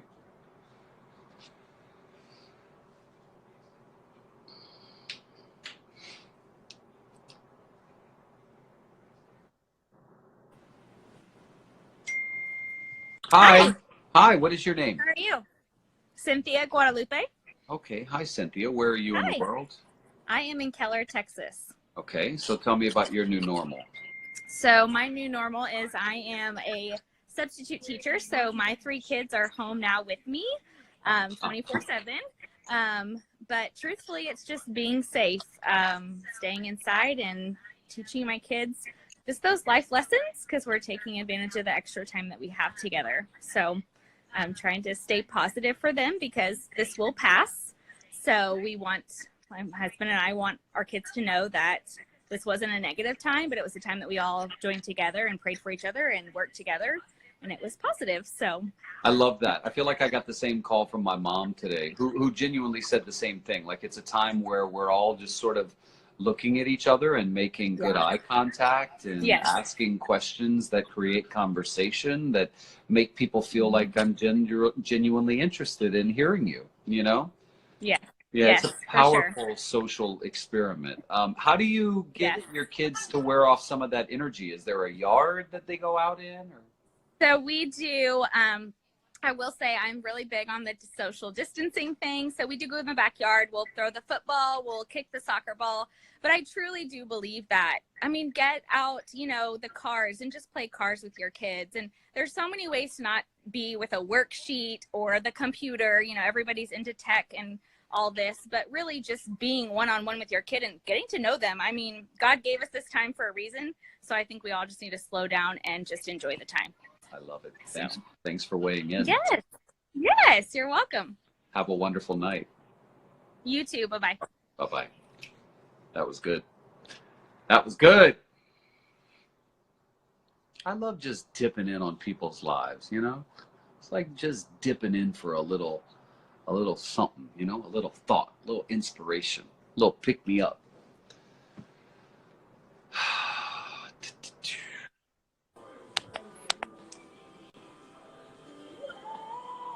how Hi, you doing, David? I am well. What's your name? My name is Edwin, and I'm over here. I live in Fort Mitchell, Alabama. Um, First of all, I want to say thank you because I am Puerto Rican, and I've been following you since the Hurricane Maria. And you've been doing a lot of great stuff for the island and for my family because all the ways for me to able to communicate down there was through you. So I appreciate that. Thank you, Edwin. Tell me about your new normal. So my new normal, I work for the Alabama Department of Veterans Affairs, and we've been off since last week. We're not supposed to be coming back to April 6th. So right now I've been home all day. I got two kids. I got a 3-month-old and a 4-year-old that's in pre-K, and I got my spouse here with me. I'm also a volunteer firefighter, so I've been going out once in a while. We haven't medical calls in terms of unless they're like really severe medical calls, CPR or heart attacks or anything like that. But any medical call that's routine, we haven't been taking it just to protect ourselves and the community also. You broke up for a bit, and I just heard CPR. So finish that last part. So what I was saying is that I'm a volunteer firefighter. I'm the captain here in Fort Mitchell. Yep. And what I was saying is that we're not taking medical calls in terms of routine calls. We used to go out a lot in terms of going out to every medical call. Right now, we've driven that down, being that we're a volunteer department. We go out on calls. We cannot, we don't have the sufficient equipment, first of all, to be going out every call, especially with this virus that's been going on around. So unless it's something serious like a CPR, heart attack, anything in that way, then we will go out. That's interesting. I hadn't thought about that. Volunteer fire department's not properly equipped with everything, having to dial back some of their response. I hadn't thought about that. This is very interesting. Very interesting. How serious are the folks in Alabama taking this? I think they're taking it really serious. At first, it was kind of like a joke, I want to say. Everybody would joke once in a while. But especially when we started getting the first cases here in Alabama, being that it was one of the last states to get confirmed cases, that's when everybody kind of like, oh, okay, this is serious. This is serious, and it's in the backyard. This is serious, And I could, talk about it. I mean, I would, especially when we were told not to come back to work, I was like, you know what, let me take this a little bit more serious. Yeah. And I was going around, every Walmart that I could find here and in Columbus, Georgia, and everything was empty in terms of milk, bread, eggs, stuff like that, just the basic necessities to be able to live. It's no joke, my friend. Thank you for weighing in and telling us a little bit about your part of life in Alabama. I appreciate it, David, and thank you, and keep doing the great work that you're doing. I will. Thank you so much. Have a good night. You too. Okay, so somebody said something which I think may really be important. You know how I tell you sometimes I try and bring people in and it says no, unable to join? Somebody just said you can't have your account private. And I wonder if there's something to that. So Allie, who's trying to join in, who's trying to talk about the restaurant, do you have a private account? Because I just tried to add you again from the restaurant account and it says unable to join automatically. It just says unable to join.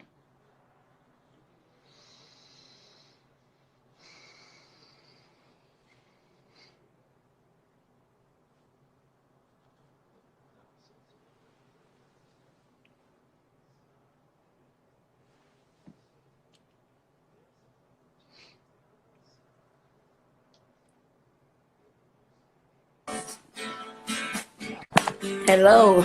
Hello. Hi, how are you? I am good. What is your name? My name is Vanessa Class. Vanessa. I'm right now in Chile. Let me go outside. That's a bit. I don't know if you can see me here. I can see you. So you're in Chile. Yup. Okay. I'm a Puerto Rican in Chile. A Puerto Rican in Chile. So tell me about your new normal. My new normal is today in Chile.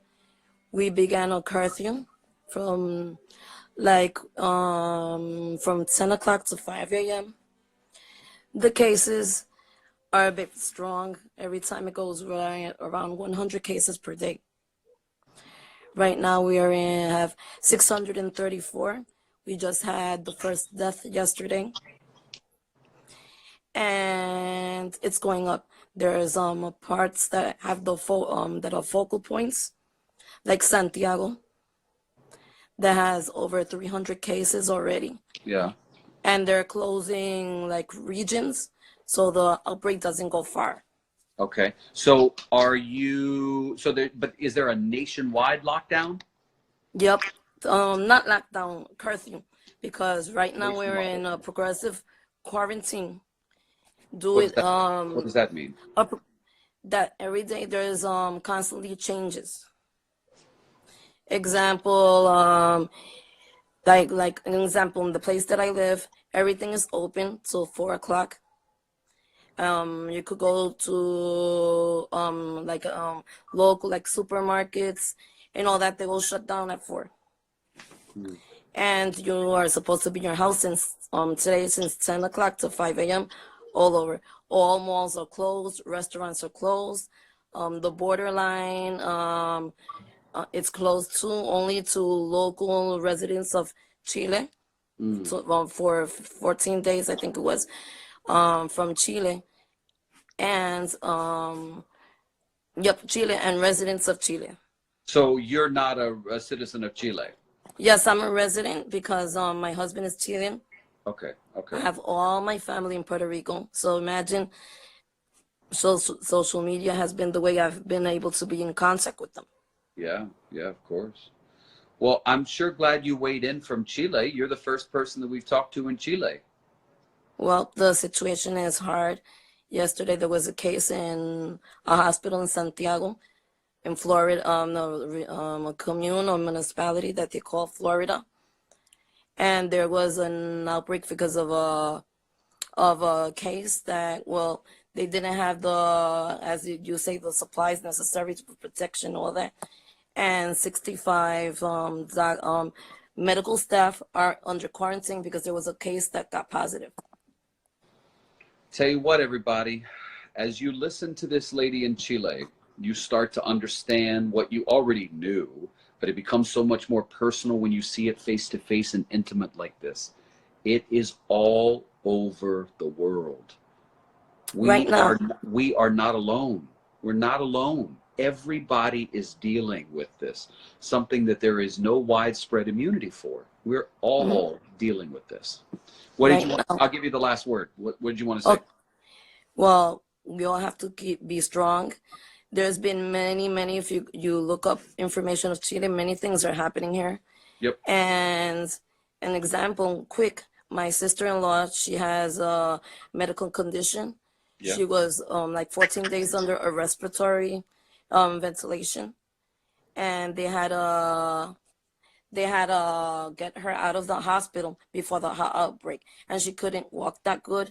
She's still overcoming, but if you some hospitals now, the patients are stable, they're taking them out because it's a risk for the patients.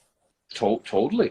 Which is why the United States is talking about, the president has sent those two hospital ships up both sides of the coast, New York and Los Angeles, and they're going to take people out of the hospitals and put them on the ships who are not COVID patients, and they're going to move more COVID patients into the hospital rooms that currently exist. Hey, listen, thank you for weighing in and giving us a little bit of information from Chile. Okay, bye. Thank you for all your work. And since Maria, I've been following you because I needed information of my family from Aguadilla. Aguadilla. Well, thank you. Yeah. Thank you very much. Have a good night. Bye-bye. So, Allie, here's what we can do. Allie wants to talk about the restaurant industry and how it's affected in Puerto Rico, specifically in Condado. Why don't you write a message, Allie? And when you write a message, I can read those messages, right? write a message, and I can then read those messages on here. And not a message in a DM, actually on here. I think there's a place where you can do that. And I can read that. And the gentleman from the FDA, Randy, oh, what did you just say, Randy? I sent you the request. Yeah, Randy, it says unable to join. Is your account private, maybe? Is that the problem? Do you have a private account?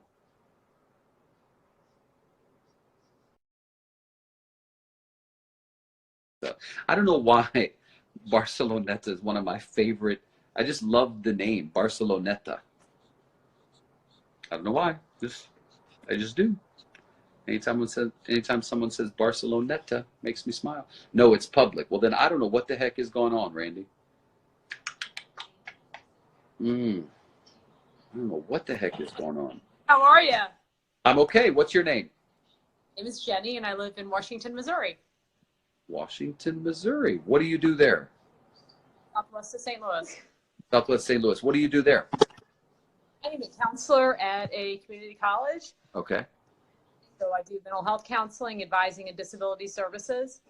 And I got 2 teenagers and a self-employed husband. So we are running the gamut with this COVID stuff. Are y'all leaving home or no?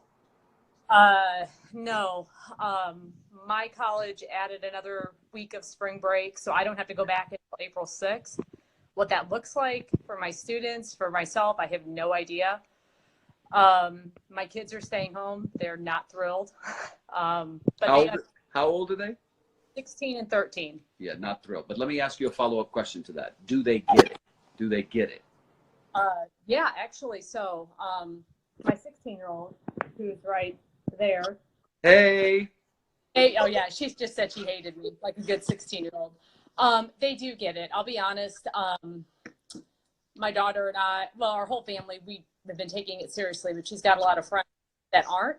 But I see the tide shifting, where some of her more conservative leaning friends and their parents are now really understanding how serious this is, you know, and you don't want to make it political. But that's the reality. No, I don't. We don't want to make it political, but let me be as candid as you are. I come from a very conservative family, and I love my family. Yep. There were members of my family who kind of rolled their eyes. Now, it's not just about a conservative, but there were members of my family who started sending me conservative articles that were sort of like trying to poke holes and like, oh, this is the media trying to do this, and oh, this is the Democrats, and those people have gotten very quiet. Those people have like gone underground now, and that's what happens when the facts outweigh. My grandma's 89 years old, and she volunteers at the hospital, the nursing home. Obviously, not right now. She is smart as a whip, and she told me that this is a hoax. This is media. This is not a big deal. My grandma, you have got to stay home. And wasn't arguing with her, but then she pretended that she had a call on her line, and then said, Jen, I know. But I talked to her 4 days later, and she is as serious can be. Oh, Thank this God. is a good story. I'm glad. That's fascinating. So 80s. Oh yeah. Well, guess what? Somebody helped her get it real quick. Dolores had it covered, and so she's 89 years old. Laura, stop. But I was really. She's like, I'm going to Walgreens. I'm going out to dinner. This was last Sunday, and I'm like, Grandma, what are you? So, Hold on just 1 second. Your phone is breaking up really bad. Hold on just 1 second. Hold on. Hello. Yes, thank you.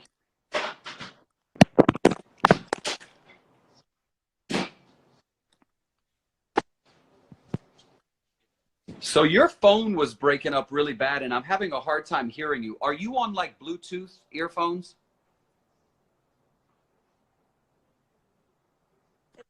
I can't hear you. No, is it better now? Yeah. Now? Yeah, kind of. Is it on Yeah. Wi-Fi? Yeah, better. I don't think it's on Wi-Fi. I don't think it's on Wi-Fi. I haven't updated my phone in forever. No, it's fine. It's fine. True. Anyway, the story about your grandmother is fascinating. The story about your grandma is fascinating. Yeah, I know. She get it. She wants to be out and about. It's good for her mental health. It's good for her sanity. But I'm like, grandma's gonna kill you. And so I'm glad that it has changed for the better. So she's not going out. We're dropping off food for her. We're talking, just checking in. So I'm very, very glad about that. But it's hard for everybody. I don't care if you're 89 or if you're 16, like my sophomore. I mean, it's just it's really difficult what to do. I mean, my husband's work is dried up, so I don't know what that looks like either, but this is all better than getting coronavirus. I mean, if this is what we got to do, this is what we got to do. There are those of us who a seminal moment in our life or in their life where it was the assassination of President Kennedy. Mm-hmm. There are those who the biggest moment in their life has been 9/11. Yep. There are those who the biggest moment in their life and time period in their life will be coronavirus. I mean, that's how big a deal it is. Yeah, I teach sociology as well, adjunct. I teach it online, and I teach a class called Marriage and Family at the college I work at. And yeah, that's what we've kind of been talking about in our forums, like, the sociological implications of this situation. I mean, somebody had some sort of meme or something, and it was basically, this is going to be our kids. I walked to school 2 miles uphill in the snow. I mean, this is going to be what they tell their kids in the future, when they're complaining and they're like, hey, I had to sit through this pandemic. I mean, my kids have lost their sports seasons. Their school just got delayed till April 27th, but there's no way they're going back to school. No way, no how. I'm not even sure what we'll look like at the college. And by the way, that's how you rattle their world. Is you cancel all sports, you cancel graduation, that is how you rattle that world. And it's not, I'm not saying that they're ignorant and you have to get to them. I'm just saying it affects each of us differently. And when you're 18 years old, your world is all about, I'm going to graduate. And then when they say you're not graduating, it's like, wait, what? Right. So we all are shattered in different ways. Yeah.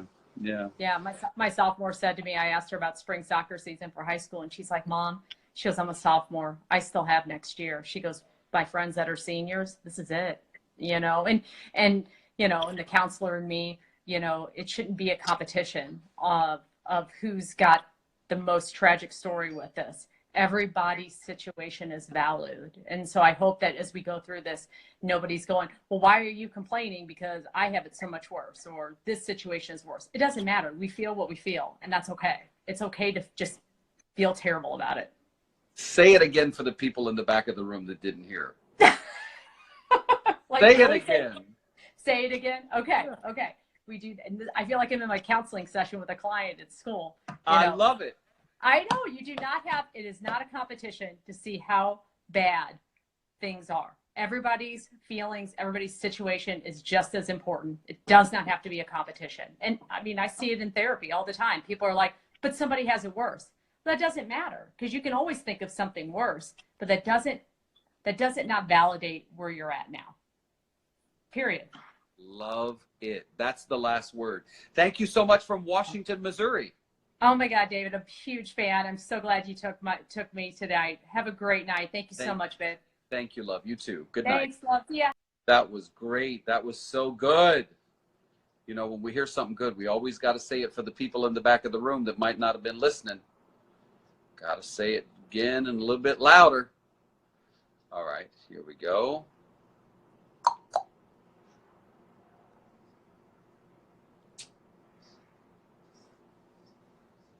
Paddington, look at you behaving over there. Hi, David. Hi, what's your name? Kiara. Hi, Kiara. Where are you in the world? I'm from Cabo Rojo, Puerto Rico. Okay, tell me about your new normal. I struggle a lot with going to work every day because I'm fortunate that I have a job, but I'm a nurse. and we don't have equipment. Oh, please tell me about this. I don't know that we've spoken to a nurse yet. You might be the first. Tell me. I wrote to you a little while back, and we went back and forth, but we couldn't talk again. I was talking to you about that. We had a lack of equipment right now. I get one mask per turn, per shift. One mask, even though you might deal with 7 different patients. Yes, sir. Ay, ay, ay. And we have to sign for it. You have to what? I have to sign for it. In other words, once your signature's on there, you can't get another one because they know you got the one that's for you. Exactly. And they keep tabs of everyone who has a mask. Ay, ay, ay. What facility? Hospital Bella Vista in Mayagüez. In my Yes, in the west area of the island. Of course. But I have friends who are nurses all around the island, and it's about the same. Are you an RN? Yes. What type of care do you do in the hospital? Right now, I work with every type of patient, but my specific area is pediatrics. We're very concerned. Yeah. Have you heard of any kids being tested for it? Not in my facility. Not in my facility right now. The pediatrics are taking like patients on their phones and seeing if they could get them to like, okay, my kid has that, and they just make a receipt and the parent goes and pick it up. That way they don't have to take their kid to the hospital. So what do you do? Because you're entering a hospital facility. So a parent could bring it in, somebody else could bring it in. Like what type of, so you're trying to protect the patient, but what are you doing to protect yourself beyond just the mask? It's very, very, very hard. You're very, very scared because in our minds, we have to work as if everybody has it. That's our mindset. So we're very, very scared right now.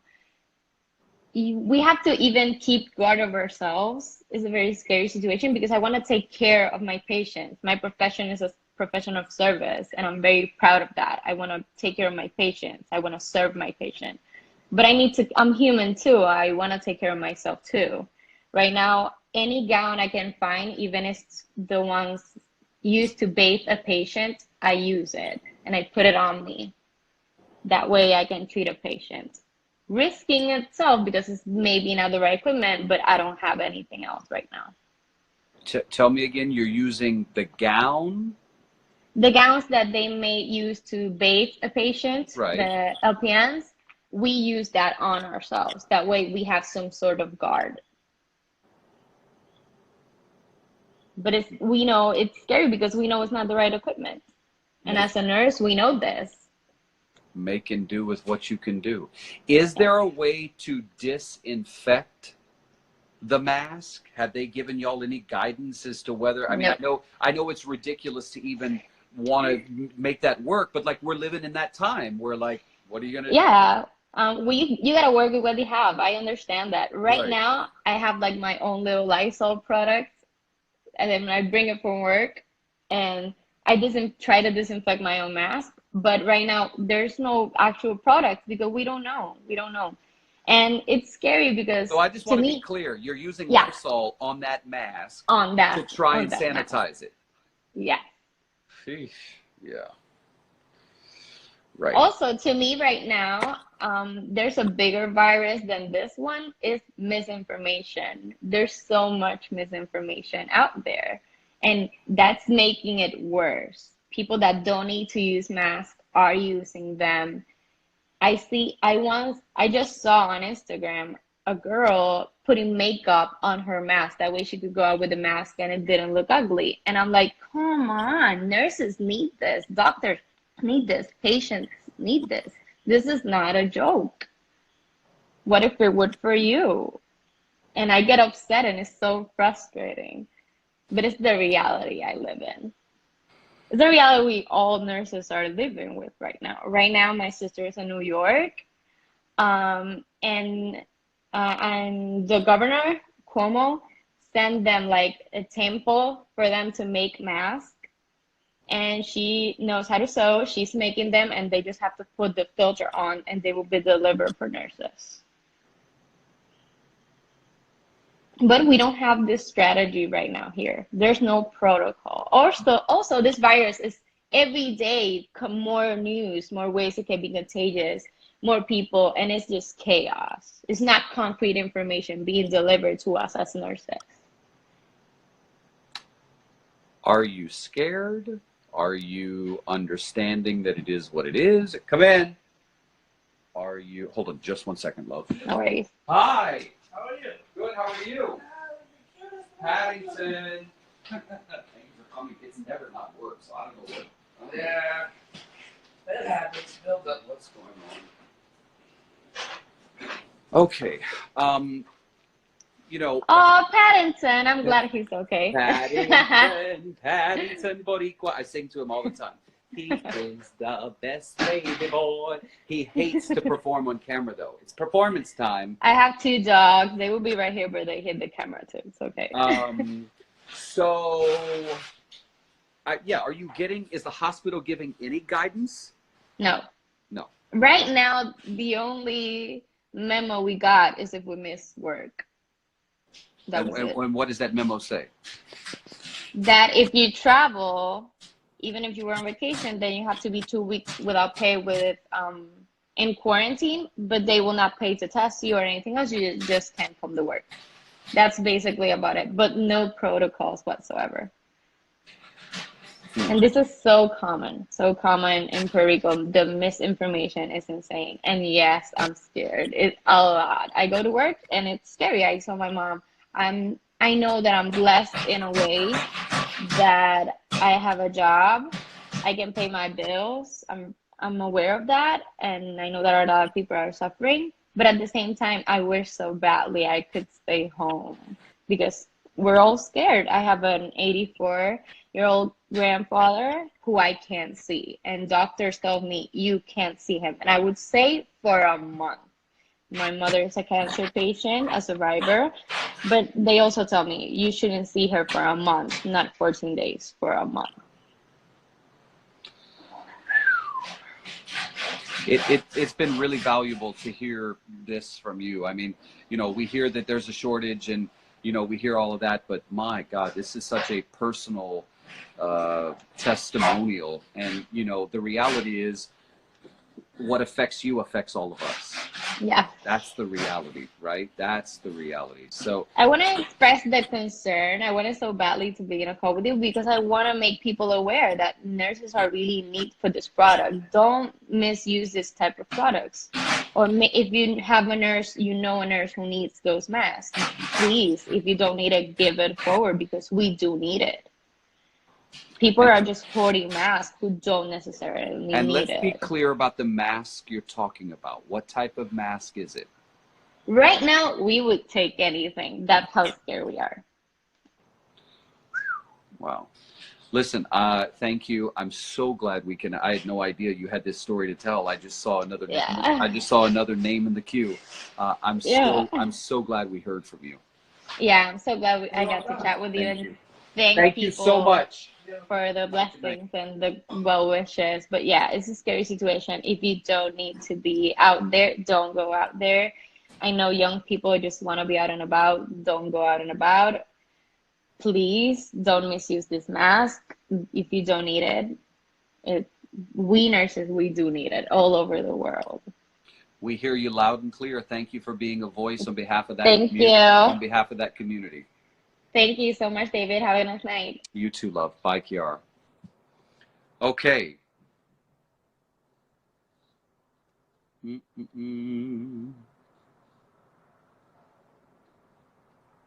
Paddington.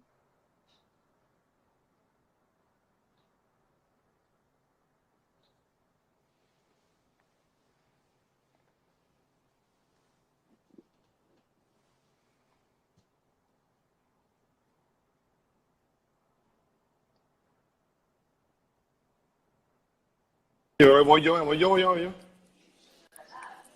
Hi. Hey, hi David. What is your name? Rafael. Hello, Rafael. Where are you in the world? I'm from Bayamón, Puerto Rico. Bayamón. Okay, tell me about your new normal.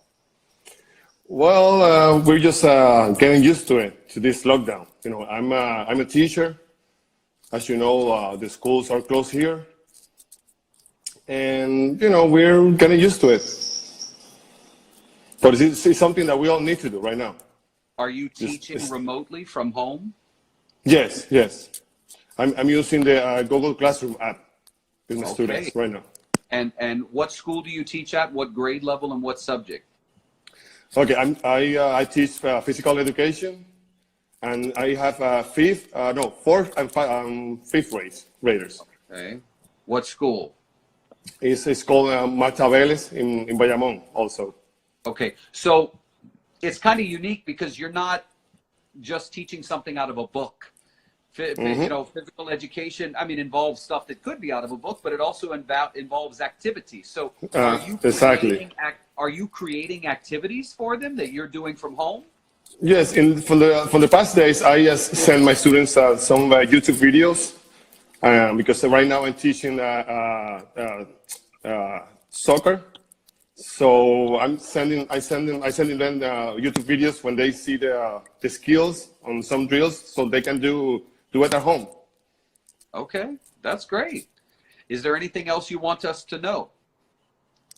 Well, no, the thing I want to say is I think maybe everybody should agree with me. It's the thing that the government is not doing the enough tests, you know, and I think we as Puerto Ricans, we don't trust the government. You know, with all the things that we've dealing before, with all the supplies things and all those things that happened before. So I think it's like, you know, I've been watching all the press conference that the Governor Cuomo is doing in New York, and it's like he's always saying, the more you test, the more positive people you find. So I think right now we haven't that problem because so far I think we got 21 or 24 positive, and we all know that's got to be a lot more people positive out there. So. And everybody in Puerto Rico should know that the governor's office ordered 2,000 rapid fire tests. But I want to be clear about what these rapid fire tests are. The rapid fire tests are a test that enable them to see a potential positive. So there's something about the test that basically will allow them to say, okay, Rafael has something that may make him a potential positive, so we need to send him for the formal molecular test for COVID-19. So it's not the official big test, but it is something that could help them sort of weed through people and say, not a positive, not a positive. Oh, we need to formally test him. So that they've ordered those tests. They're waiting to get them. And you know that in San Juan, the mayor of San Juan has drive-through testing that's starting on Tuesday in Rio Piedras. They have 33, I think it's something like 30, is it 13,000?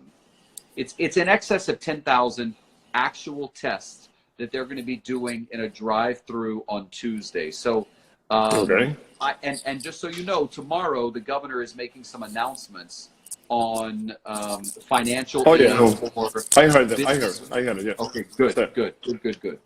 So, all right. Well, thank you for joining us, Rafael. Well, thank you, David. Thanks for having me. Good night, man. Take care. Have a good night. Yes, 11:30 tomorrow. Correct. You got it.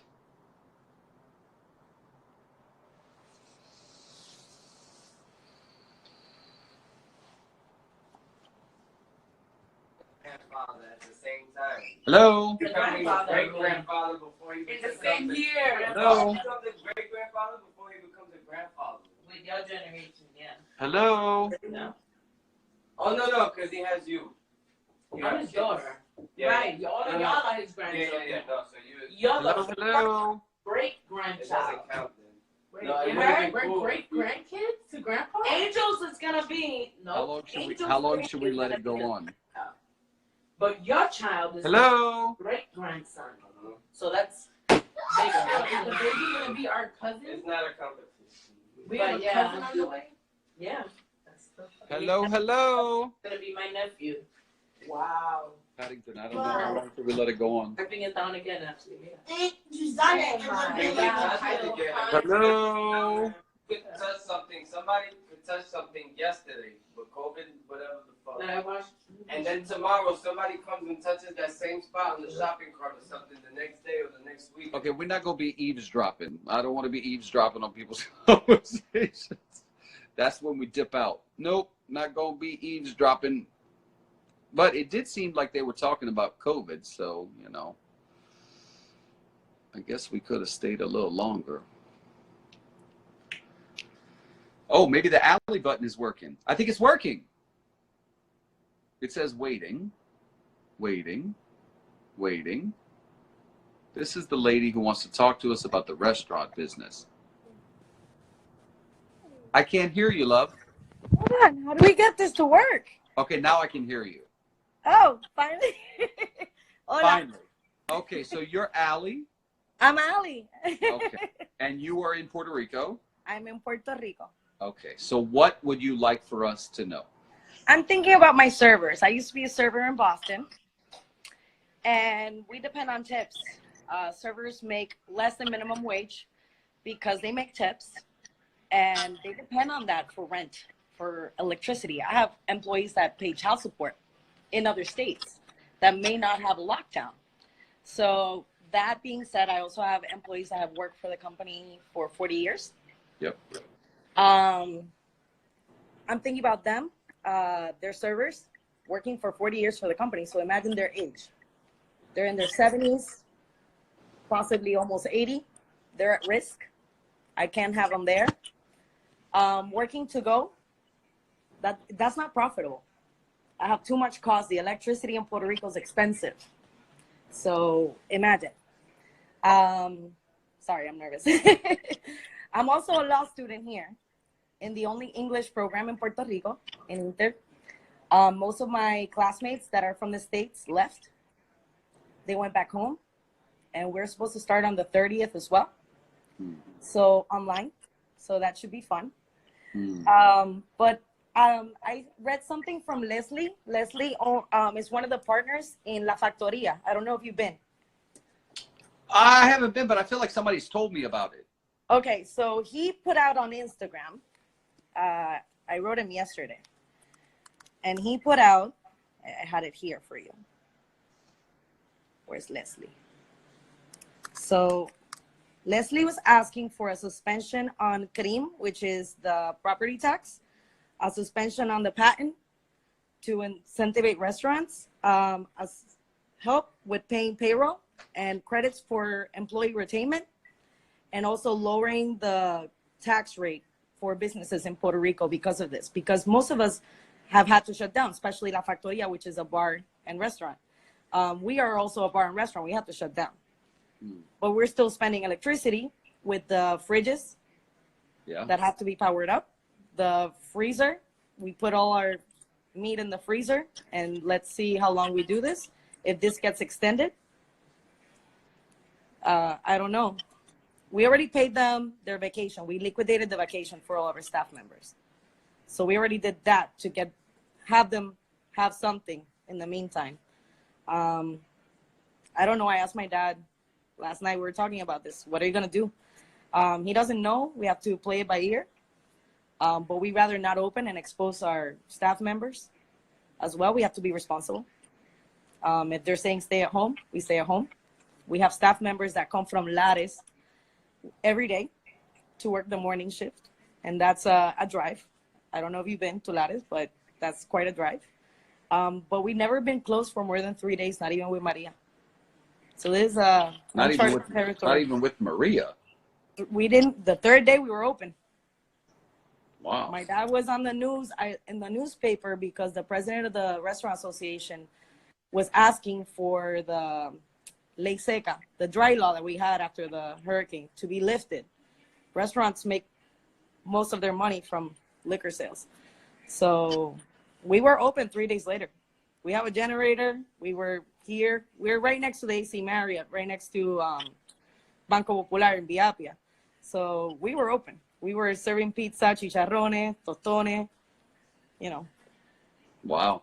Well, this is interesting. And you know, we don't know what the governor is going to announce tomorrow, At but 11:30. Yeah. but I'm curious. I'm curious to hear what it's going to be and how it would apply to people like you and to the people who work for you. No, and not for me, from my parents. I'm in law school now, but I used to be a server. Well, So no, but for you guys, I mean, right? So, yeah. so for your family, yeah, your parents. Mhm. And, uh, Also, I have friends who work in La Concha, and they're not working this week at the bar because they're not running the bars at the hotel. right, no congregating. Yeah. So Ugh. they are out of work too right now until. Yeah. So we gotta think about. Hi guys, I see my name, but no, we have to think about the restaurant industry. Puerto Rico depends a lot on the restaurant industry. People love to eat, people love to drink, people love to dance and laugh, and we tip these guys. I used to be a server, so I tip them 20%. When things open up, everybody tip accordingly and tip a little bit more. And tip a little bit more. Yeah. Yeah. Pay Allie, forward. thank you. Thank you. Finally, we got in touch. This has been good. We did. Gracias. Have a wonderful night. Thank you, you too. All right, so let's see. I don't know when the Instagram police are coming for us. I lost track of time. Didn't we? 10:50? Or does that mean we go to 11:20? I don't know. I don't know. I was aiming to get a stopwatch and start keeping track that way. Elsa Lacumberry, it says unable to join. I was going to bring you in.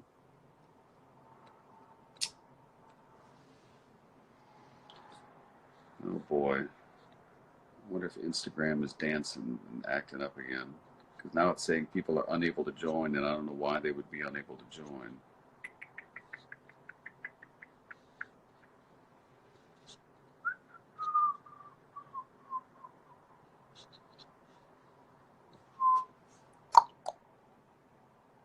Doo-doo-doo.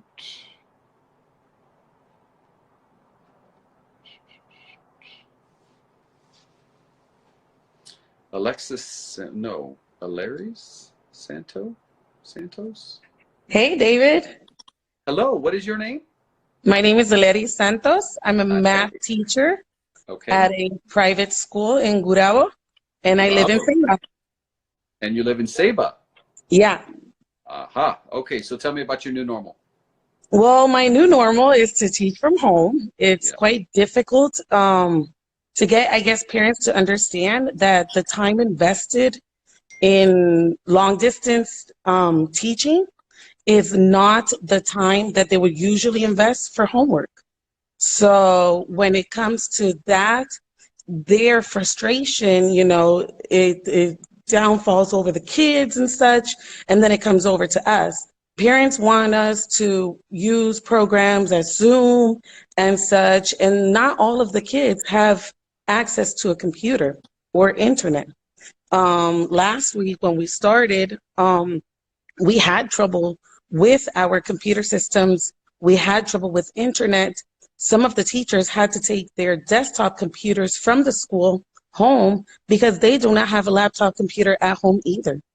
Yeah. So it's been hard. It's been very difficult for the teachers, for the students, and for the parents. So, and our school is not geared towards distance learning or distance teaching. So the patience that need to be involved from all parties is very important. And so then just ask the question here, what happens if a kid doesn't have a computer? That's a good question. And when will school start? We don't know. So if I don't have a computer, then my kid's just not doing schoolwork as long as you're out? Well, in our case, like my 5th and 6th graders, they have textbooks. So I have assigned textbook pages and share pictures of the answers of the process via email for to their parents. When it comes to our 7th and 8th graders, they're required to have a computer for school. So those students, I do use computer programs and such with them, and they have their own email. So I email the student, not the parent. But then the 5th and 6th grade parents are the ones who are trying to push us to have like Zoom group chats and whatnot. And it's not a reality for all.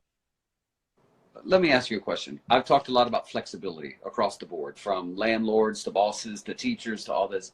Are parents being flexible with you? Well, the majority are. The majority really, really are. And they've been sending the work. The students have been completing the work. I have coworkers that have started up YouTube channels, and they're doing the teaching via YouTube. And it's been quite interesting. However, when it comes to like frustration has occurred as well. Like one of my coworkers, she had her child, her fourth grader, crying because he was just frustrated with the whole thing. So it's just been a week. Now tomorrow we start our second week doing this, and we'll see from there. I've tried to be flexible with the amount of work that I've been sending out for the kids to complete. For instance, I included a catch-up day in my plans. So in order to alleviate a little bit the workload, but when it comes to the workload, it is not compared to homework. It is schoolwork. Right. So even if I minimize my daily schoolwork, it's still not homework. It occurs to me that you need the kid to do what's expected of them, but you need the parent to buy into what's needed to teach the kid. And that is an unforeseen obligation that you have no control over. Definitely. I've talked to coworkers, and we say that parents are basically over teaching, because when we teach, I teach my fifth grade group, which is 21 students. I give the instruction one time to the whole group, and I'm not sitting down next to each and every individual student unless they have, of course, an answer. So I think parents are basically over teaching, so they're overwhelming themselves. Instead of letting the process go. I had a mom email me, oh, explain the process, I don't get it. And then 5 minutes later, like I'm replying to the email, I get a picture of the work done. And she said that the fifth grader told her, no, the teacher explained it in the classroom and this is the way I'm gonna do it. And I'm like, yeah, good for her, because that's exactly what she has to do. So Yeah. it was great for like at least that one mom saw that, hey, the teachers have already established routines in the classroom that if they let their kids just go with the flow, then, it will be fine. They will get by. Another thing I wanted to add is that my mom works for the Veterans Hospital here in Puerto Rico. She's not in the medical field. She's a purchase agent. And my grandmother is a dialysis patient. So she's a high-risk patient, and my mother is her caregiver as well. And my mom has been debating with having to go over to the Veterans Hospital and work instead of working from home. And to me, it shouldn't, that's not an option. No. She can't go there because she's being exposed. And my mom is also like 64 years old. So she is at risk herself, but she has a patient at home that is also high risk. So I just, I feel for all of those people that have to go out and work and that expose their family members to this illness that we know not much about. Well, thanks for sharing some. I mean, that was some good wisdom. It was some good context and perspective. And listen, I always respected teachers, but I have a new level of respect just given, the process you got to throw out the window. But you know what the beauty is? You're dealing with kids, and kids adapt very well. They do. Adapt quickly. And they've been through a lot. Like after Maria, there was a plane went by, and the noise of the plane, you just see them just like jumping, and anxiety is a reality to them as well. And how are we going to treat this is a big question. And we do have to be very patient with them, very patient with the kids, very patient with the parents. And just, mental health is something that's really concerning to me as well for all parties. I hear you. Thank you for weighing in. I really appreciate it. Thank you. Have a good night, love. You too. Bye-bye. Bye-bye. Okay, what is this? What is Miriam? I'm seeing everybody talking about Miriam. What is going on? Who is Miriam?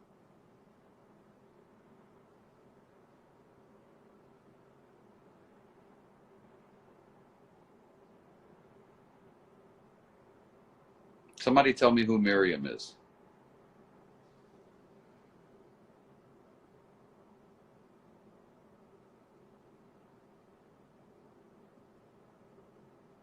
She said she's sick. Okay. Well, if Miriam needs help, I'm not a medical doctor, so we should definitely get Miriam the help she needs, but I'm not a medical doctor, so I don't want her to waste time talking to me if she needs the help of a medical professional. Hey, how's it going, David? It's going well. What is your name? My name is Francisco Aviles. Hello. I am from Lares, Puerto Rico, and I currently live in Dallas, Texas. I used to live in Dallas. I like Dallas. I heard they imposed a stay-at-home order tonight. Is that correct? They did. As of tomorrow, the 23rd, we all have to stay inside. Why don't you tell me about your new normal? So our new normal is pretty interesting. You know, coming from Puerto Rico about a year ago and being in Hurricane Maria, working down there for FEMA, you're kind of used to being in an emergency setting. I'm a prior military guy as well. And, you kind of go day by day surviving, looking at what you have to do to get to the next day. For my new normal, I have a 2-month-old son, and we have to be very careful with every interaction that we have. He has no immune system.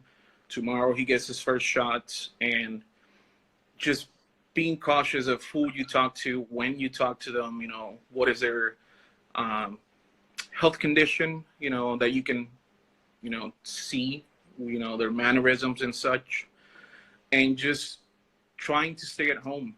For the business that I do right now, I go to college and I also work in the financial industry. We're pretty much shut down. We have no interaction with any clients right now since, we're all getting the whole stay at home, kind of thing. So it's a little hard, but, we just have to go with it and make sure that our son is safe and the family and everybody around us is safe. Thank you for giving us a little piece of the story from Dallas. Somebody asked if the stay-at-home order in Dallas is the same across the state of Texas, and it is not. It is not. It is in Dallas, and Correct. it is in other select areas that have done it. But the governor of Texas said today that, and this is really important, the governor of Texas said today that because there are no cases, Dallas has 254 counties in the state. Yep. He said in about 200 of the counties there are no cases. Here's the problem with that. They are not doing a ton of testing because there aren't a ton of tests available. Exactly. So we don't know whether there are lots of cases in the 200 counties where the governor says there are none. I'm not saying the governor's lying. Yeah, But of course. the appropriate context here is you can't say, oh no, we don't have a big problem in Texas because there's 200. The governor's argument was, well, Dallas and Houston and Austin, they have cases, but the rest of Texas, most of Texas, because we're so big, they don't have any. Exactly. Well, that is misleading. You don't know how many you really have, because if every person was being tested, you might have a massive problem. Oh, absolutely. And that's the thing that we're kind of, it scares us in all honesty, because going out, let's say that you want to go buy some groceries or something just quick, that you can't do that anymore. You have to do your grocery list. You have to stock up, like if we were, back in hurricane season in Puerto Rico, and say, you know what, do I really need to go out? Because I don't know how many people are sick within my county. We live in Tarrant County, right outside of Dallas, within the Fort Worth area, as people call it. And here we have 10 cases. But out of those 10 cases, how many of them are actually self-positives? How many are actual confirmed? So we don't know. We don't know. We don't want to take the gamble. We're not going to take the gamble. We're just going to bunker down and just let this go by. Thanks for telling us your story from No problem. Dallas. Thank you for your time. Hope you have a great night. You too. Have a good All right. night. Bye-bye. Bye-bye.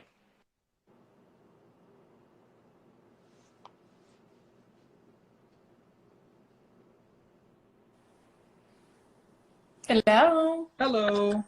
How are you? I am okay. How are you? What is your name? My name is Elsa Garcia Lecumberri. I'm from Puerto Rico, but I'm a teacher in Ohio. Ohio. High school teacher. Yes. What is your new normal? Because school is closed, canceled. Yes. Supporting the kids via email, trying our best, and waiting for instructions. Right now, we are off until April 6th. So follow the directions, try to keep our minds busy, counting our blessings. Very important. Try to survive. Surviving. Let me ask you something. Your governor, Mike DeWine, has been fairly aggressive in locking things down and imposing different. What is your opinion of his job so far? I think he's trying. Let's put it this way. He's trying hard. He really is trying hard.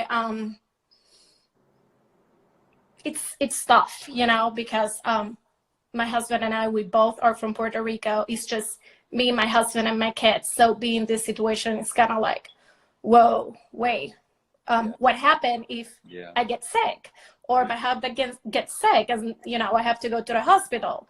So I'm follow his directions. We're staying home. For me, it's day 6 that I do not go anywhere. Today was the first time that I tried Amazon Pantry, doorsteps, disinfecting everything. So definitely it's a new life. Thanks for sharing your story from Ohio. You're welcome. Bye-bye. Have a wonderful night.